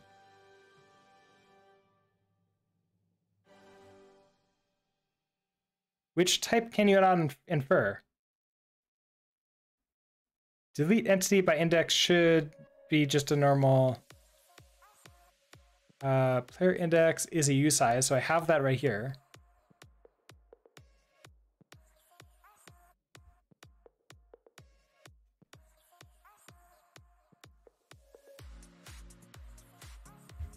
Can you give me more information?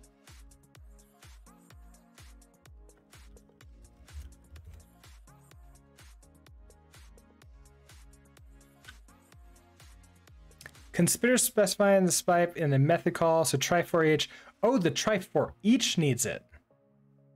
Oh, okay. So you don't know what this is. Just because I added world.delete.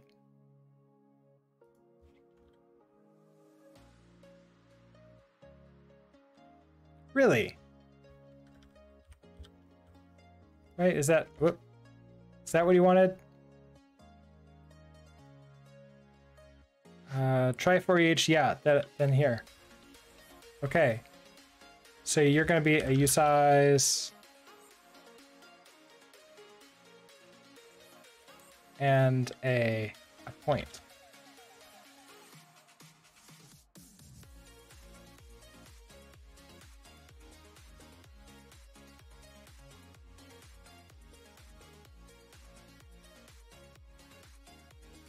Okay, fine. We'll do for each, and I'll just unwrap you.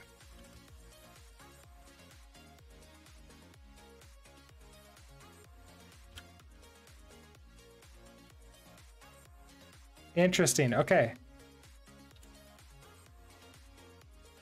That makes you happy. Interesting, I was not expecting the try for each. I guess like it doesn't know what type of error or result it's returning. It wasn't compatible with what I was getting out. Interesting. Wait, the try for each.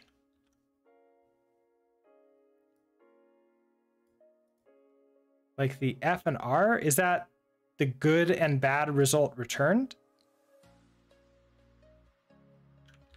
Oh wait, would that be it? Like try for each.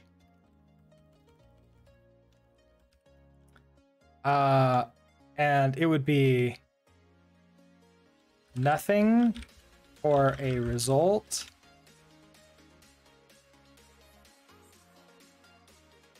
of nothing. Wait,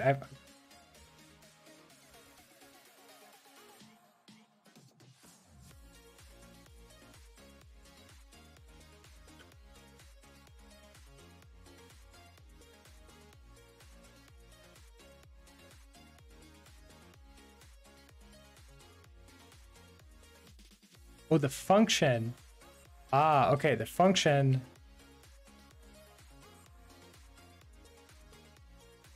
Okay.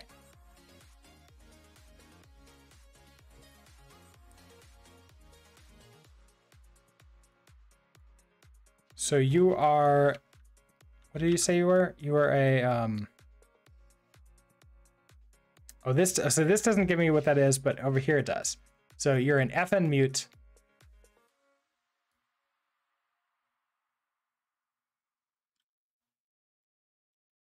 Can I get away with that?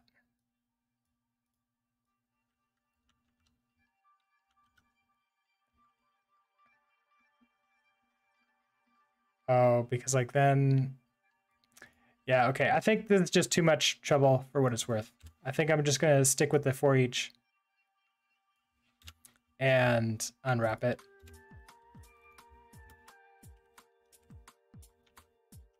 So just by doing that, it makes it a lot easier. Okay, so then this handles that. Let's try running this again. And now if I hit the asteroids, oh, we need to run update. So that it didn't crash when I hit that. That's a good sign. And then in our main library, in update, at the very end here, we're then gonna run self.world.update like that.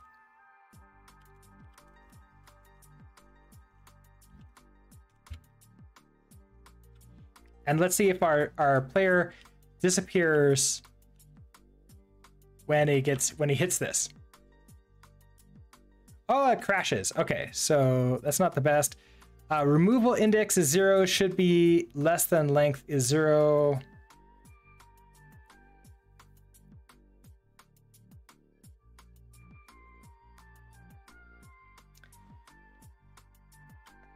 So we attempted to remove it after it got removed. Is there anything in here that we have where we're like checking to see if the player... Okay, so like if we can find a player index after we've removed the player.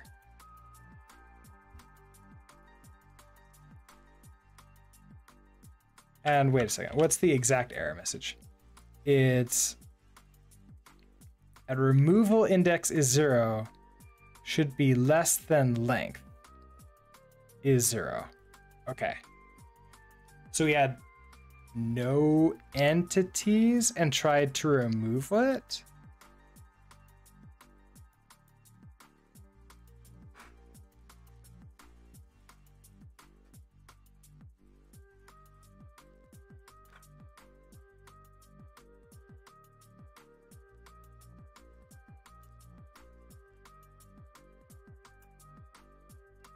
We tried to remove with no entities.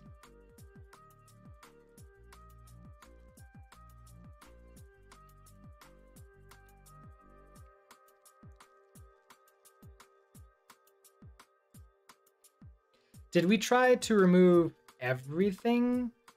Like all, did we just try like remove every entity?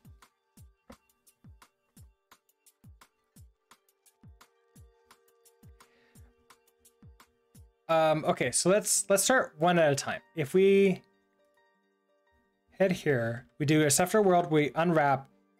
Let's say I want to panic to see if this is the thing we're going for. Is like here.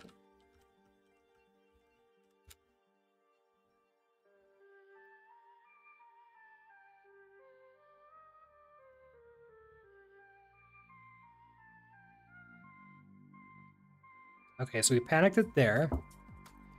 So what I need to figure out now is how do I... So it didn't like panic right away, like panic at the update. It panicked it here. I guess what I want to do is come into world update. Wrap to be deleted, try for each.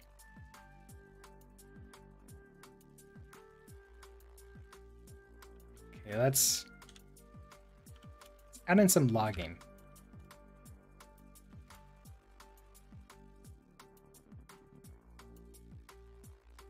Let's do like a debug here. Deleting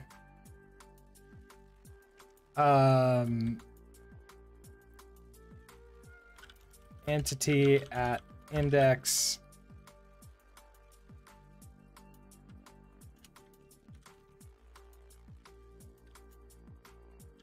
index. So if I do that,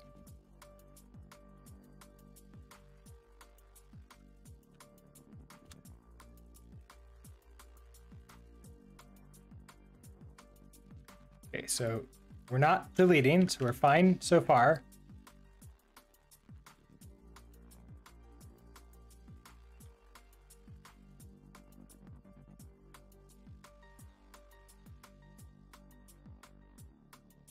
Okay, deleting entity at index, index is 0, okay. And then removing index is 0, should be length less than length. is 0.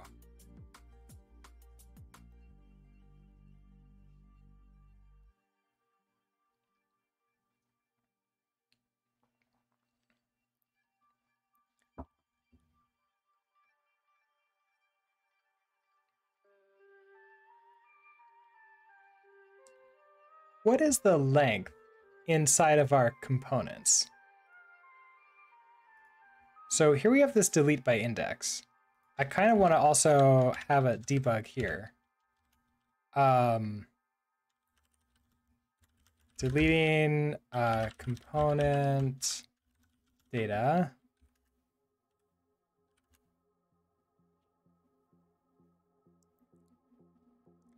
Like we know what the index is.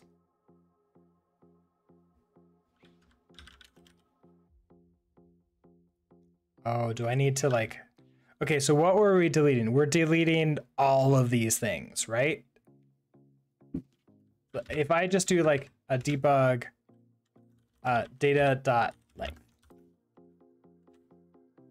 before we do the remove, let's say we just do that one. Because it should really, like this should be copied and be able to paste in all of these.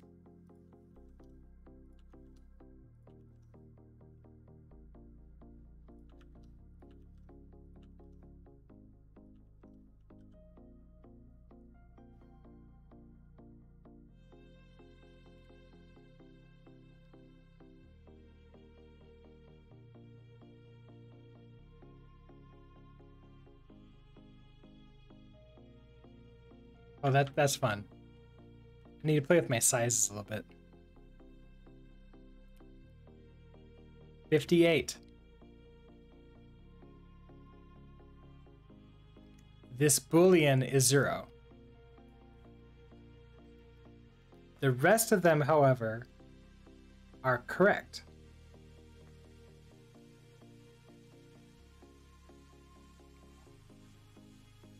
There's 666660.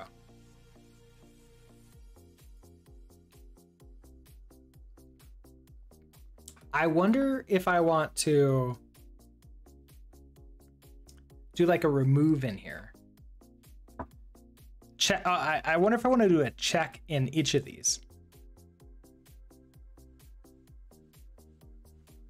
to make sure the length is greater than 0 to delete it.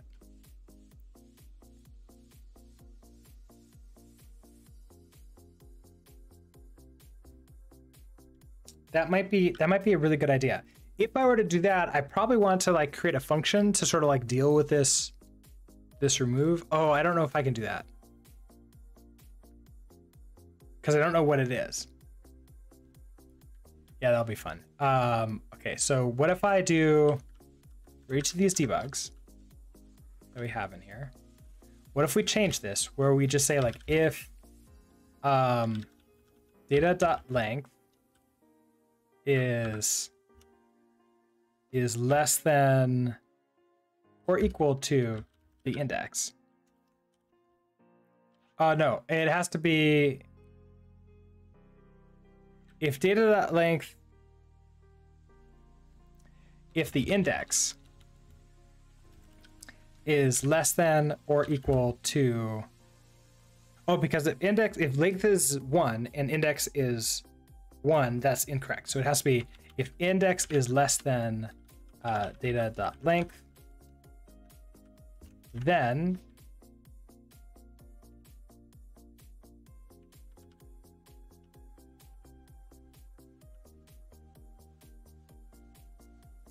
we can do this.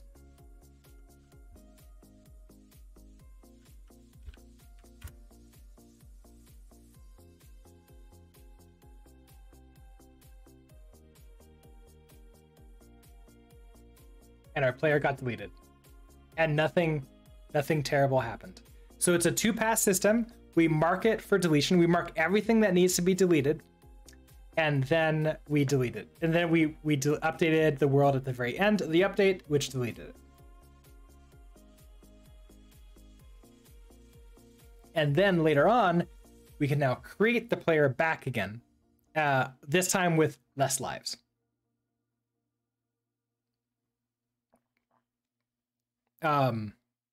Okay. This also is going to allow us to delete the asteroids, which is cool. So I can get rid of this. I can get rid of this debug. So you don't need you anymore. You're working fine. Let's go ahead and run this again. Hello, Zilby. We have our kitty cat here.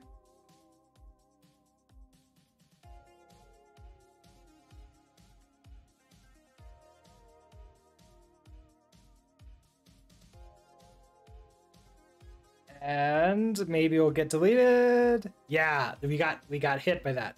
Now our problem with our asteroids, another problem that I see here. You're gone.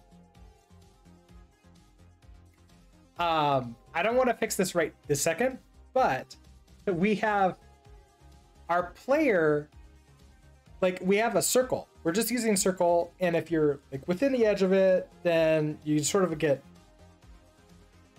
hit. I wonder if I want to like go back to not having quite as crazy looking shapes, or to like to fix that up. I think I do. However, our player is able to be destroyed, which I think is a good sign. I think when we get destroyed, I might want to create like a bunch of fragments, like little dots, and have them fly off from the player. Maybe in a circle, maybe sort of like in just random, a random direction, and then once that, like, then they can get deleted at, after X amount of time. And then once those are done, we can bring the player back in as soon as, like, into the center of the screen, as soon as there's no asteroids over the middle of the screen. And my plan is to do that next time. So starting tomorrow morning, I think we're going to do a little bit of explodey animation. It's going to be fairly simple, just little dots. But I think we're in a good place right now. So I'm going to go ahead and end the YouTube video